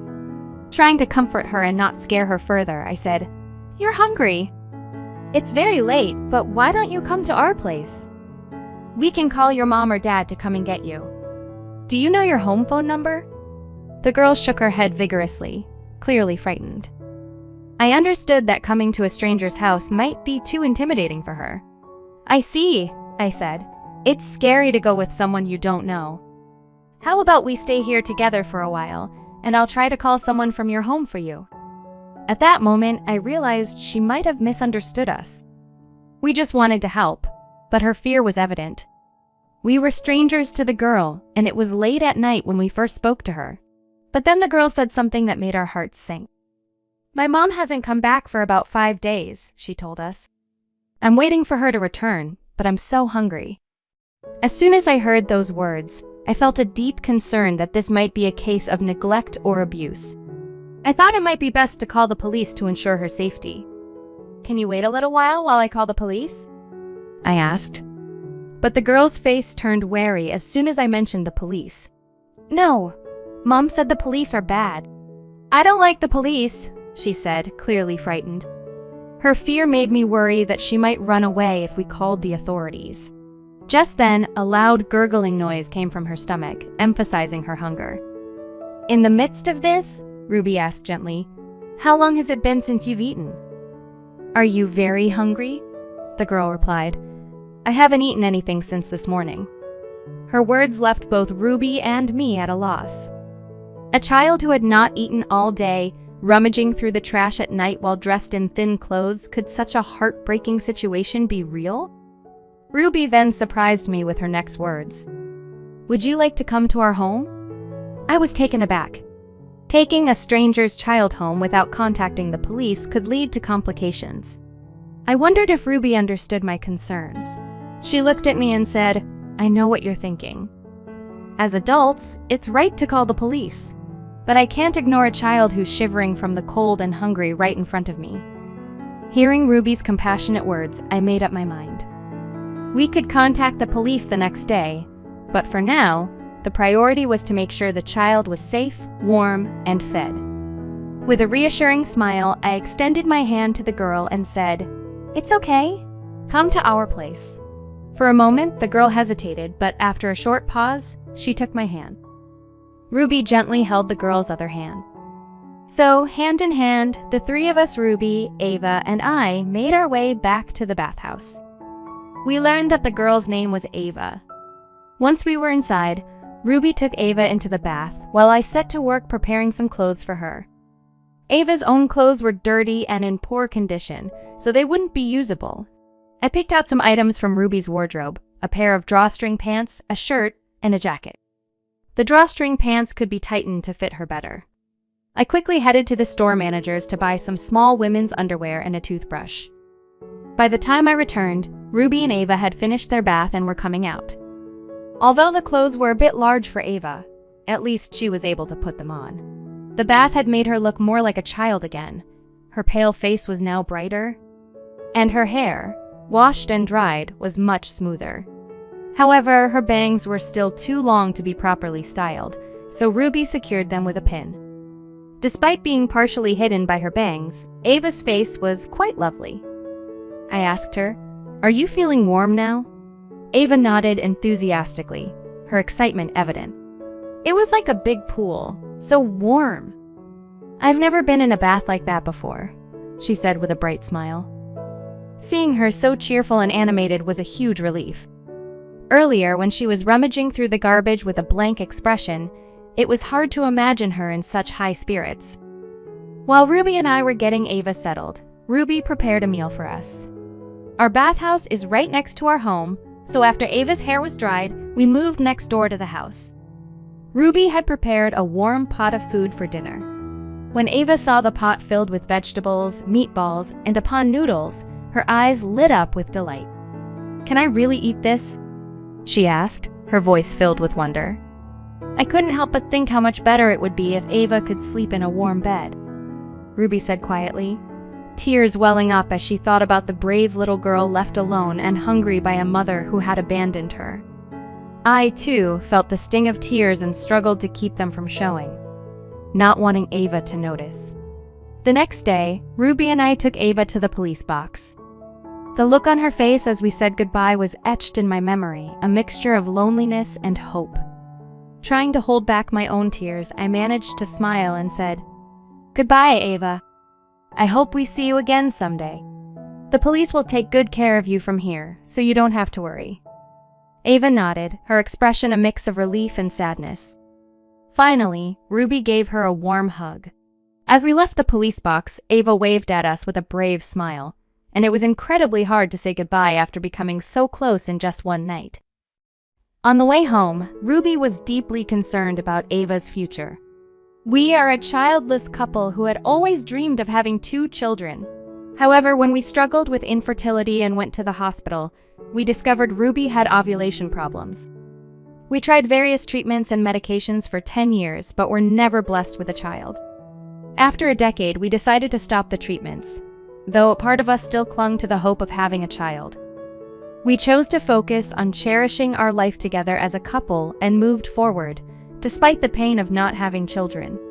Because of our own experiences, we found it hard to understand how parents could leave their children in such a vulnerable state. Unable to forget Ava, we reached out to the police box where we had left her.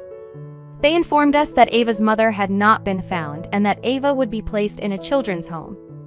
We were given the name of the children's home as a gesture of appreciation for our help. Ruby and I visited the children's home right away. There were many children there, each with their own story of separation from their families. When we saw Ava, she immediately threw her arms around Ruby. "Aren't you and your wife going to stay with me?" she asked, her voice trembling. "My mom might not come back." Ruby and I were stunned, unable to find the words to comfort her. The pain of seeing Ava's uncertainty and fear was overwhelming. All we could do was mask our emotions with forced smiles when Ava asked if we were going to stay with her. It was a painful moment, realizing we couldn't live with her after all. We were still strangers to her. However, as we spoke with the staff at the children's home on our way out, we learned about foster care and adoption. When I glanced at my wife, I saw her serious expression and a resolute nod. That was when we made the decision to explore the possibility of becoming Ava's parents.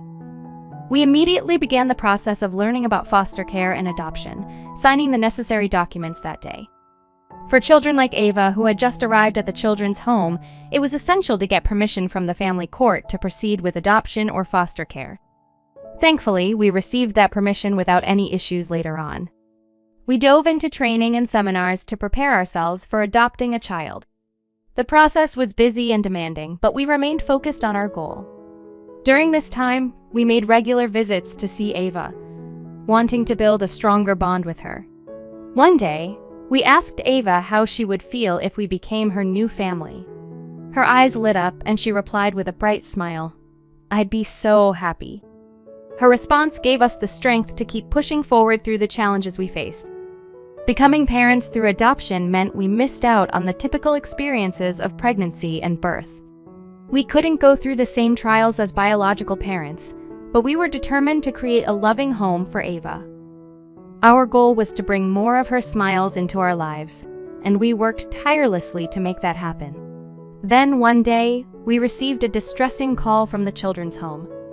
Ava had disappeared. Both Ruby and I immediately rushed to search for her. Our home was far from the children's home, and we were worried about the worst. What if she had gotten into trouble? Just as we were fearing the worst, we received a call from the children's home with good news. Ava had been found. It turned out that the police had found Ava. We rushed back to the children's home to see her. When we arrived, Ava's face was streaked with tears. She looked up at us and said, "I want to go to where you guys are. I want to eat meals together again and take a bath like in a swimming pool." Seeing her like this, Ruby and I were at a loss for words. We hugged Ava tightly, feeling her small body trembling in our arms. This moment was a turning point for us. Our desire to become a family with Ava grew even stronger. As Ava began to calm down, we made her promise not to leave the children's home on her own, as we were still worried about her safety. We also reaffirmed our intention to take her into our care with the children's home staff. The adoption process took over 7 months, but eventually, we were approved as special adoptive parents and were able to bring Ava home. 5 years later, our lives were filled with happiness. Ava was no longer cold or hungry. She cheerfully went to school each day with a neat backpack. However, just before Ava's birthday, we received a letter from her biological mother. The letter requested a meeting with Ava on her birthday. Without hesitation, Ava said she wanted to meet her biological mother. As her parents, we felt uneasy about how quickly she had made this decision. But Ava was now in the 6th grade and old enough to make her own choices. We decided to respect her decision and support her. If Ava decided after the meeting that she wanted to live with her biological mother, we would approach it positively and thoughtfully. On the day of the reunion, Ava went to the designated cafe alone. While Ruby and I anxiously waited at home, Ava returned after about 3 hours, as usual. She told us that her biological mother had remarried. My mom seemed happy, Ava said with a smile we hadn't seen before. I'm glad for her, even though she left me behind. Seeing Ava's happiness and her ability to find joy in her mother's new life made us truly happy for both of them. It must be incredibly difficult to forgive someone who had abandoned you. I was reminded once again of how kind and wonderful Ava is. As she looked at us, one by one, she said, "Dad, Mom, thank you for finding me back then." Meeting my real mom made me realize something important. I felt relieved after seeing her, but I knew I wanted to come back to you as soon as possible. This is where I truly belong.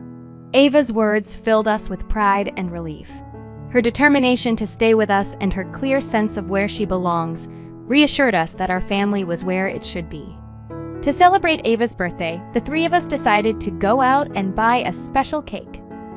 As we walked together, I suggested, "Let's hold hands, just for today, okay?" Ava looked a bit shy but took our hands. I couldn't help but remember the day we first found Ava, rummaging through the garbage, and the day we walked hand in hand to the cleaning company. It was a powerful contrast to see how much Ava had grown since then. Her hand, once small and fragile, was now much bigger. As Ava continues to grow, I wonder how long she will hold our hands.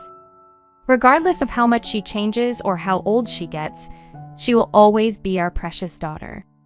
Holding on to this happy moment in my heart, I know that we will continue to walk together as a family of three.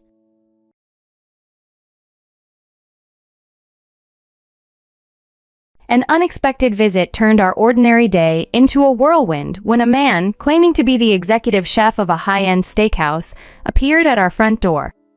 He insisted that my daughter had accumulated a bill of $4,770 and left without paying. This accusation seemed completely implausible to me. My name is Eleanor, and I'm 29 years old, living happily with my husband Michael and our daughter Riley. In the past, I was tricked by an ex-boyfriend who left me $4,770 in debt and pregnant. I reached out to him multiple times, but he disappeared. Eventually, he was caught and arrested. During this tough period, I met Michael, who was part of the investigation team. He was a pillar of strength and support. Despite our age difference and my past, Michael welcomed me with open arms. We got married, and now we share a loving home with supportive in-laws. They adore Riley, even though she isn't related to them by blood. One day, I received a warm call from Michael's parents, inviting us to visit. They expressed a longing to see their granddaughter. Our city life contrasts sharply with the slow-paced countryside where they live. When Michael came home that evening, I shared his parents' invitation. He hadn't taken any time off that month, so we decided to plan a visit to the countryside. That plan was suddenly interrupted by the chef's claim at our doorstep. I knew my daughter well enough to stand firm against the accusation, reflecting on how far I had come and the battles I had already fought and won. Michael and I had been looking forward to visiting his parents after a long hiatus. He quickly called his boss to ask for consecutive days off, and thankfully, his boss approved. However, on the day we were supposed to leave, an unexpected work emergency kept Michael at the office. He encouraged me to go ahead with our daughter, promising to follow as soon as he could, although he might not arrive until the next morning. I informed his parents about the change of plans and set off with Riley.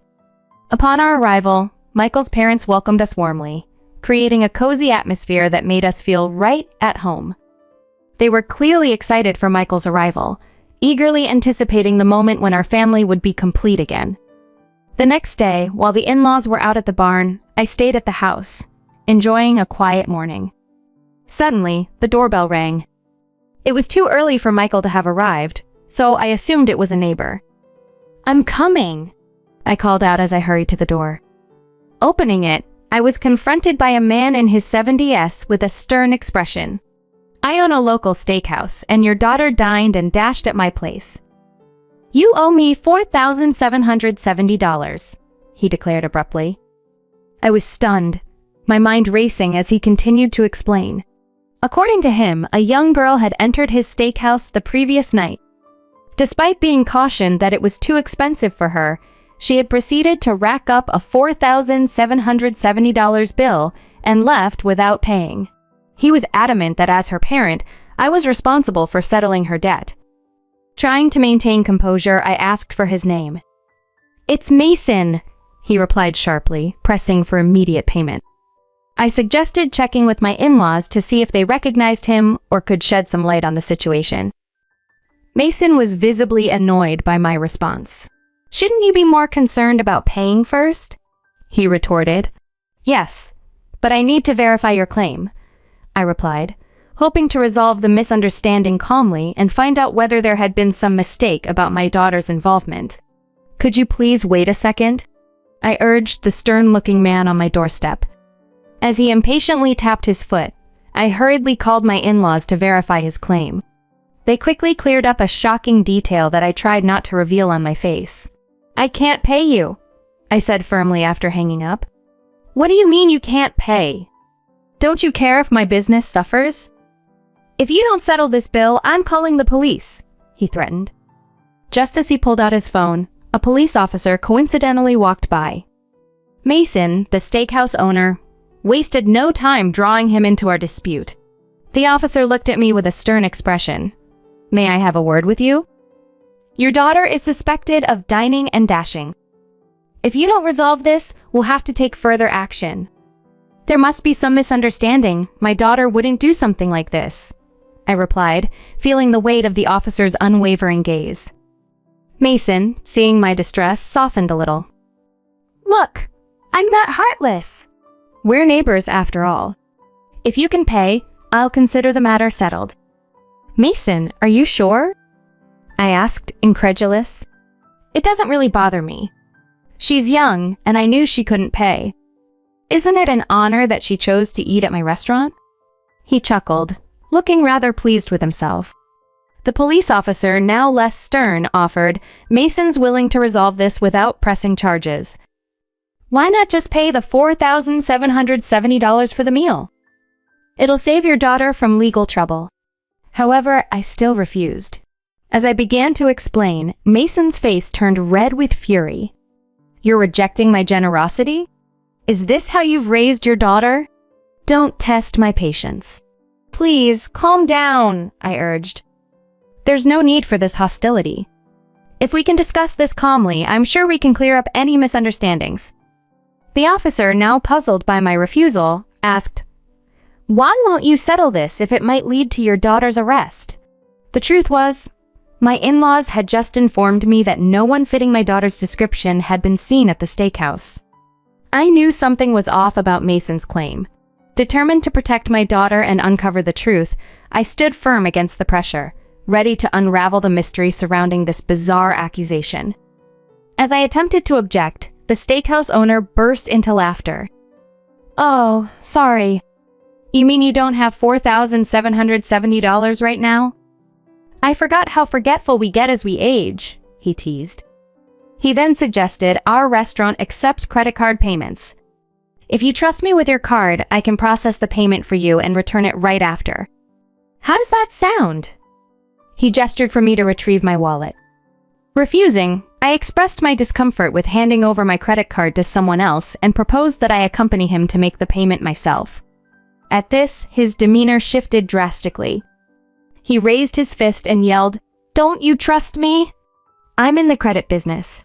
Be careful with your words, or you'll regret it." "Why can't I come with you?" I asked, hoping to ease the tension. "Because you're disrespecting me," he shouted back. "Listen, I'm well connected with influential organizations around here. If you can't pay up now, I have ways to make sure you do," he threatened, indicating that he had even involved a police officer to handle things legally. I was stunned by his audacity, especially in front of law enforcement. Glancing at the police officer, I noticed him turning away, seemingly ignoring the situation. "Excuse me, you're a police officer, right? Did you hear that? This is a threat, isn't it? Is this acceptable?" I implored for intervention. The officer, looking troubled, responded quietly. "I didn't hear anything. Anyway, if you just pay the money, all this can be settled. Eleanor, please do as you're told." Shocked by his response, I couldn't believe a police officer would behave in such a manner. The steakhouse owner continued his tirade, his words growing more intimidating. Most people would feel compelled to pay just to end such a confrontation, but I stood my ground. Why are you siding with him? Aren't police officers supposed to protect us? I asked desperately. The officer simply looked away, not offering a single word in my defense. As the tension mounted, I felt increasingly isolated. Both the police officer and the steakhouse owner were pressuring me, but something didn't feel right. I resolved not to let their intimidation tactics sway me, determined to uncover the truth behind these alarming accusations. As I stood firm in my refusal to pay the steep bill, the steakhouse owner, glaring intensely, challenged me. Make up your mind. Just because I'm old, don't take me lightly, he demanded. It wasn't that I underestimated him. The whole situation just seemed too absurd, so I continued to resist. Before I could muster any explanation, which I doubted they'd let me articulate, a taxi pulled up to the curb. My husband, Michael, emerged, looking perplexed as he surveyed the tense scene. What's going on here? Who are these people? He asked. Is this your husband? You need to take responsibility, the steakhouse owner addressed Michael, prompting the police officer to explain the situation. Michael shot me a look of surprise, and when I responded with a frown of confusion, he seemed to grasp the gravity of the scene, his face breaking into a mischievous grin, a playful trait I've always cherished in him. Sorry for the trouble, Michael began, addressing the officer. By the way, which department are you from? Do you have a police badge? Caught off guard, the officer hesitated but then produced a badge from his pocket. Michael inspected it closely. This looks fake, he said, causing the officer to start sweating. Just kidding, Michael chuckled, seeing the officer's anxious reaction. The officer, relieved but still tense, managed a nervous smile. Michael then inquired about his department and rank. Just curious, can't you tell me? He pressed gently. Oh, well, I'm a constable on duty at the police box, the officer replied. I've never seen you before. Are you new around here? Michael continued, thanking him for his service.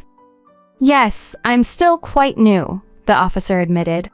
And would you mind if I contacted your station? Is it okay to use the name on your badge, Grayson Martin? Michael asked, already pulling out his phone. Before he could dial, the officer quickly interjected, grabbing Michael's hand. About the issue with Mason, could we discuss this first?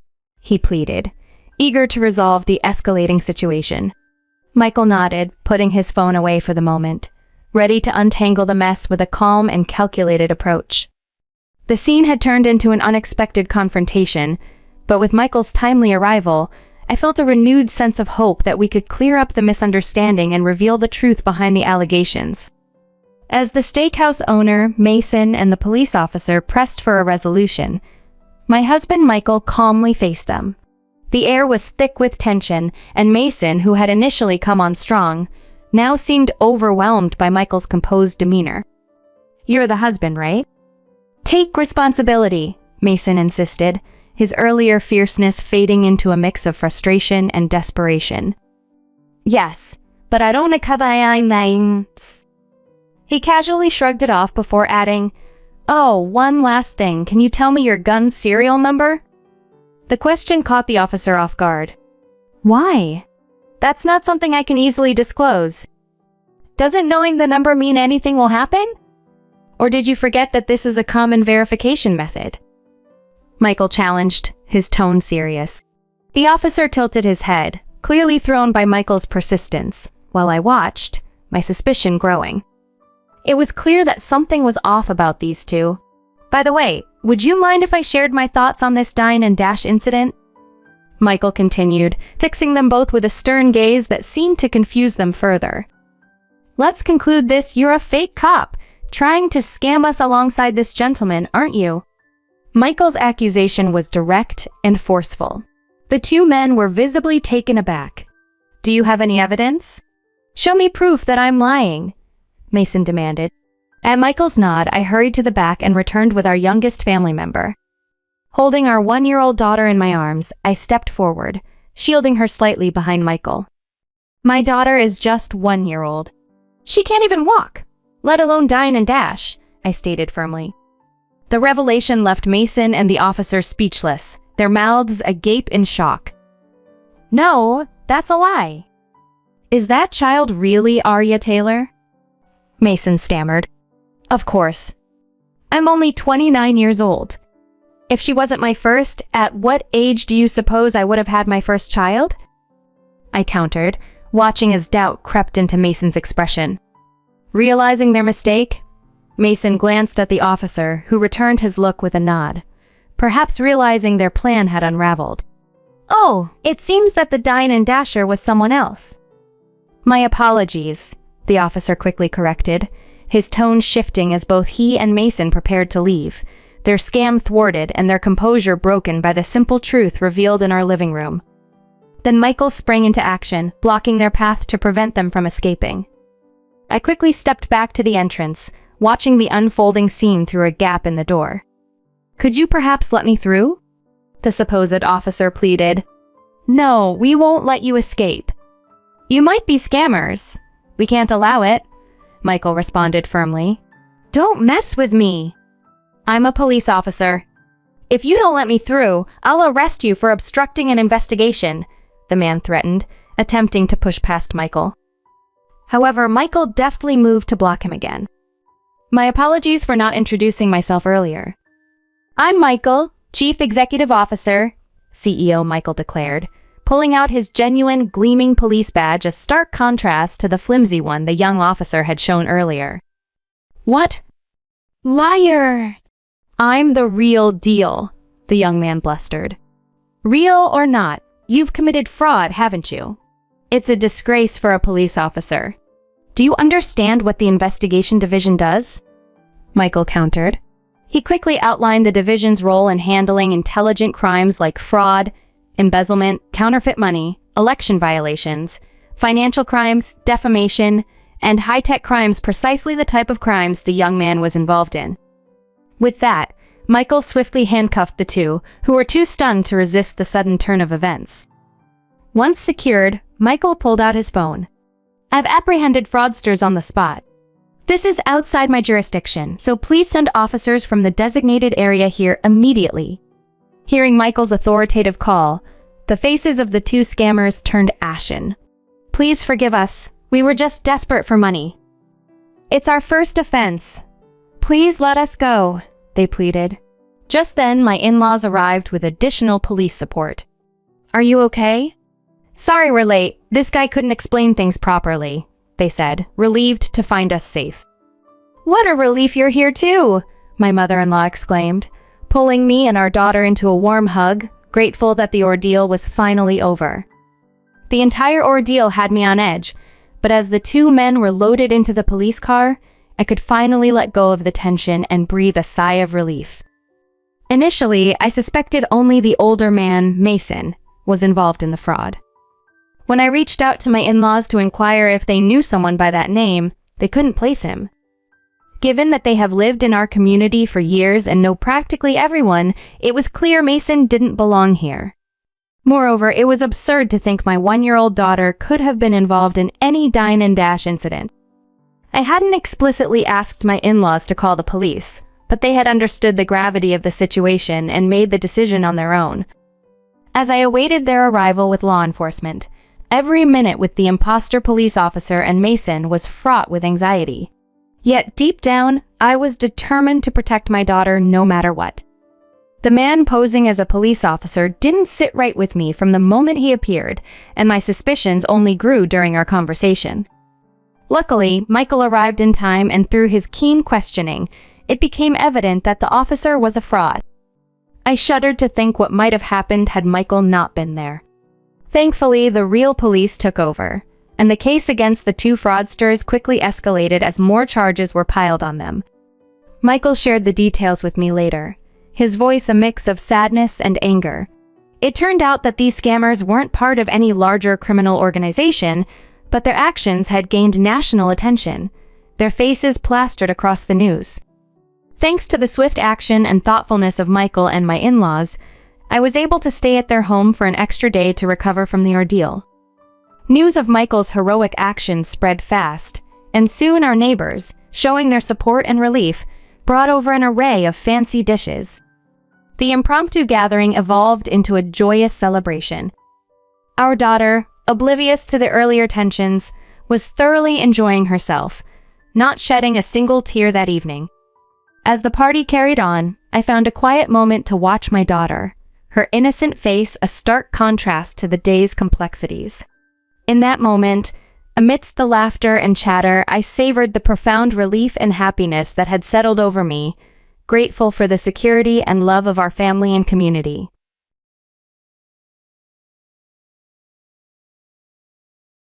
Abigail's world turned upside down when she discovered she might have inherited over $6 million.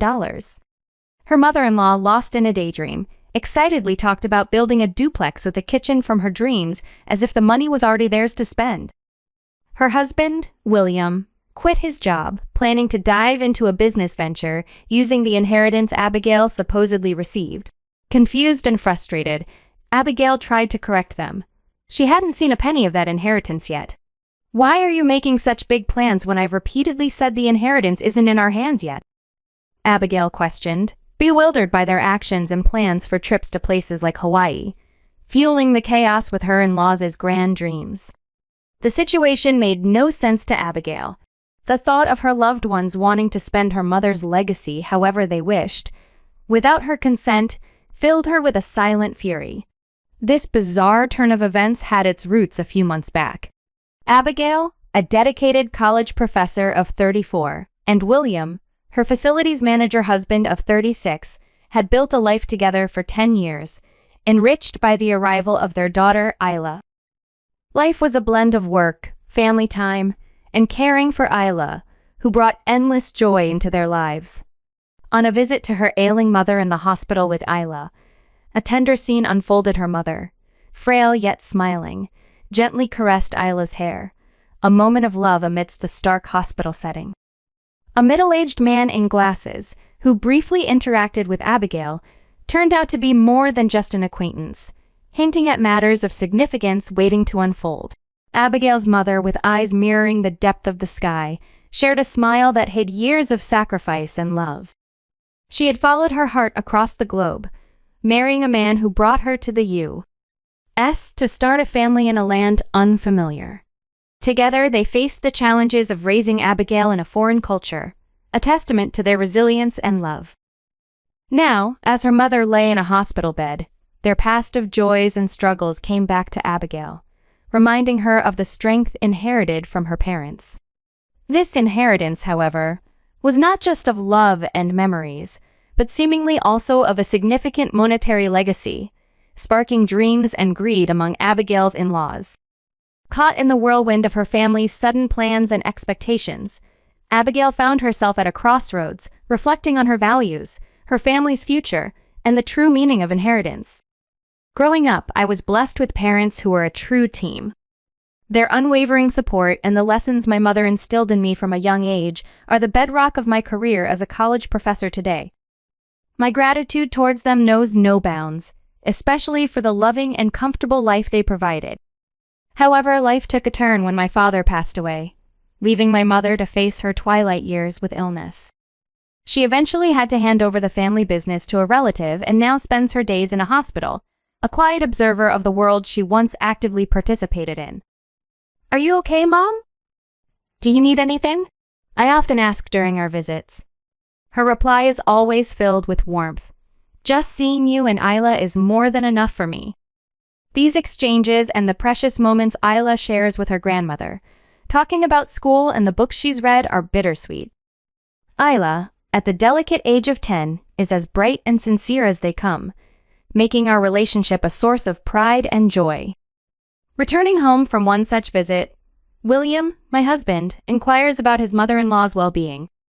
His curiosity is genuine, though lately he seems more preoccupied with financial seminars aimed at fostering dreams of entrepreneurship. William's newfound ambition for wealth, presumably influenced by his parents' frugality and occasional requests for money, strikes me as misplaced. Our financial situation is stable, thanks to our combined incomes, yet his parents' reluctance to spoil Isla, even on Christmas, has only widened the emotional distance between our families. Thankfully, Geographical distance spares us from frequent encounters with his penny-pinching parents.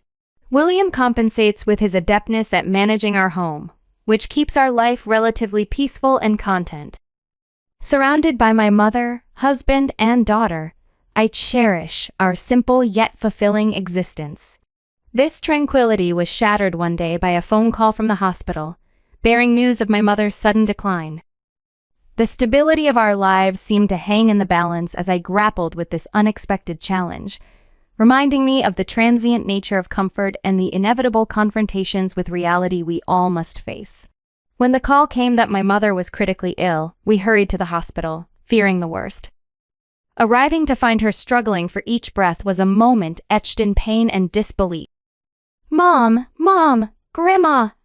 No!" we cried, our voices a blend of desperation and love. Her final words to me, filled with a lifetime of love and wisdom, were a plea for happiness and a reminder to treasure Isla, my daughter, above all else. "I love you," she whispered, leaving us with a legacy of love and the memory of her devotion. Standing beside her coffin, the serene expression on my mother's face offered a stark contrast to the storm of grief within me. Isla, too, wept beside me, our shared sorrow a testament to the profound loss we felt. In the quiet days following her departure, an unexpected envelope found its way to our doorstep. Sent by a law firm, its contents revealed a truth unknown to me. My mother had left her entire inheritance to me. Surprised and somewhat bewildered, since we'd never discussed such matters, I decided to seek clarity from the source and made my way to the law firm. There, I was greeted by attorney Sophia, the same dignified gentleman I had briefly encountered at the hospital. "You were there in my mother's room," I remarked, recognition dawning. His confirmation and the gentle tone of his voice brought an unexpected rush of emotions. The revelation that followed left me staggered. My inheritance, coupled with my mother's assets and even after taxes, amounted to $900 million. Sophia explained that when my father passed, I had renounced my claim to allow my mother to inherit everything. Now, she had named me the sole beneficiary of this vast fortune. The weight of this news, the magnitude of my mother's trust in me, and the memory of her last moments filled me with a profound sense of responsibility and a desire to honor her legacy in every choice I made moving forward.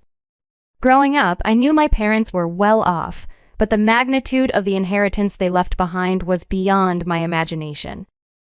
Throughout my marriage, I never once reached out to them for financial assistance, steering clear of discussions about inheritance due to a superstition that it was bad luck to do so. When I learned of the inheritance left for me, a wave of dizziness overwhelmed me. It was a profound gesture of love from my mother. With these thoughts swirling in my head, I entrusted all legal matters to Sophia, the attorney. He assured me of his support, emphasizing my mother's deep care for me and her wish for him to be there for me. Grateful for his assistance, I thanked him sincerely before stepping out of his office. As time moved forward, the period of mourning for my mother's passing brought unexpected challenges. William, my husband, who had known of my family's wealth, began to inquire more persistently about the inheritance, especially as we approached the date of my mother's 53rd day memorial service. Despite my grief, he couldn't help but bring up financial matters, a behavior that left me disheartened. My in-laws' behavior during this time was particularly unsettling. At the memorial service, they offered their assistance with the inheritance, despite never having shown any willingness to help before. Their sudden interest and offers of help felt disingenuous, leaving me to respond with non-committal answers. Then, 3 months after my mother's passing, William's patience seemed to run out. He bluntly asked if I'd received the inheritance, prompting a sense of foreboding within me.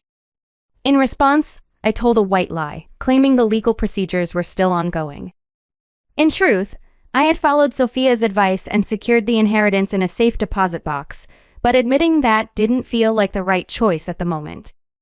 This decision to withhold the truth was driven by a need to protect the inheritance from being mishandled, hoping to honor my mother's legacy in a way that felt true to her wishes and the love she had always shown me. 2 months had passed since my mother's death, and William, my husband, was curiously upbeat as he mentioned the time frame and questioned whether I'd completed the inheritance procedures. "So, have you?" he prodded, his tone laced with an odd mixture of anticipation and indifference. Without waiting for my response, he cheerfully announced he was heading to bed, leaving a trail of confusion and concern behind him. The unease from our conversation lingered within me as I prepared for the next day. However, life had to go on, and so, with a heavy heart, I turned in for the night, hoping sleep would offer some respite from the whirlwind of emotions. The following evening, as Isla and I were tidying up after dinner, the sudden ring of the doorbell pierced the calm of our home. Isla raced to answer it, and I, curious, peeked from the kitchen, only to find an unexpected sight: my in-laws standing at the doorstep, with William returning from work alongside them. Their presence was both surprising and unwelcome, given the timing.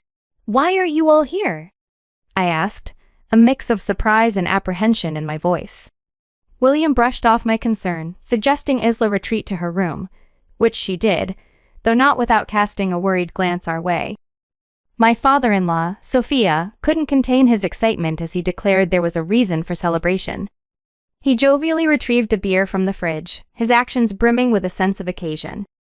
My mother-in-law, equally enthused, shared their grand plan. They had begun the construction of a duplex intended for us to live together, a project that included what she described as a dreamlike modern kitchen. Confusion washed over me. "What are you talking about?" I demanded, trying to grasp the reality of their claims. William joined in, explaining with a grin that they had used their savings along with money set aside for this purpose, expecting me to cover the rest with my inheritance. He proudly added that he had quit his job to start a business with the funds he assumed would be available from the inheritance. I stood there, dumbfounded. "Hold on, what are you all talking about?" I repeated, my mind racing to understand how they could make such significant decisions without my consent or even a clear confirmation of the inheritance's status. The situation was spiraling into absurdity, and I struggled to find my footing amidst the revelations and assumptions being laid before me. "I've already told you I haven't received any inheritance yet. And what's this about quitting your job and planning a duplex?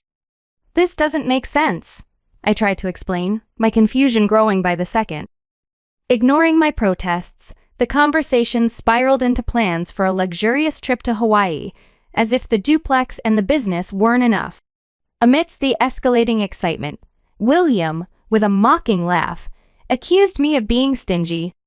"Abigail, we did our homework. You can't just walk away from an inheritance by not claiming it. It's been 3 months. Whether you processed it or not, the inheritance is yours. Given the size of your father's business, it has to be substantial. We're set for a comfortable life thanks to your parents. Just make sure you sort out the finances for the duplex and my startup capital." Hearing William talk like this, as if my inheritance was theirs to command, left me reeling. How could they so blatantly plan to use the legacy my mother left me for their indulgences? Swallowed by anger yet unable to express it, fearful of upsetting Isla, who was nearby, I excused myself, stepping out into the cool night. Alone, my steps led me to the hilltop park, a place of solace shared with my mother. There, under the cover of night, I allowed my tears and frustration to flow, mourning not just my mother's passing, but the exploitation of her love for me. Despite the turmoil, the thought of divorce seemed too drastic, especially with Isla in the picture. My mother's admonition to prioritize Isla echoed in my heart, renewing my tears. Unexpectedly, a gentle voice broke through my sorrow. The stranger's soft words offered a moment of unexpected solace in my turmoil. After taking some time to gather my thoughts and strength, I arranged a meeting with William and my in-laws at a restaurant. It was time to confront the situation head-on to reclaim control of my life and my mother's legacy. "So, you've decided to come back," they said upon my return. Following a tense confrontation, Abigail stood firm against the incredulous stares of her husband William and her in-laws. They were pressing her about withdrawing the inheritance, chiding her for leaving the house without notifying William, a statement that highlighted their control rather than concern. In a decisive move, Abigail revealed a document that silenced the room: a divorce notice, meticulously filled out and irrevocable in its intent. "William, I want a divorce," she declared, her voice steady despite the storm of emotions swirling within her. The announcement sent shockwaves through the room. William's initial panic quickly morphed into anger, accusing Abigail of abandoning the family post-inheritance, suggesting the money had transformed her. Yet it was Abigail who countered, outlining how it was William who had changed, embarking on reckless ventures and making unilateral decisions that threatened their family's stability. As the dispute escalated, with William and his parents asserting a claim to half of Abigail's inheritance by virtue of marriage, the atmosphere tensed, ready to snap. At that moment, the door opened and two unexpected allies stepped in: Isla, their daughter, and Sophia, the attorney managing Abigail's inheritance. Isla's presence and Sophia's introduction cut through the tension. Sophia, acknowledging his role in safeguarding Abigail's interests, clarified a crucial legal point. The inheritance from a deceased parent does not merge into marital assets and remains solely Abigail's. This revelation dismantled the arguments of William and his parents, highlighting their misunderstanding and entitlement. Sophia's calm but firm clarification underscored a fundamental truth about inheritance laws, protecting Abigail's rights and her mother's legacy.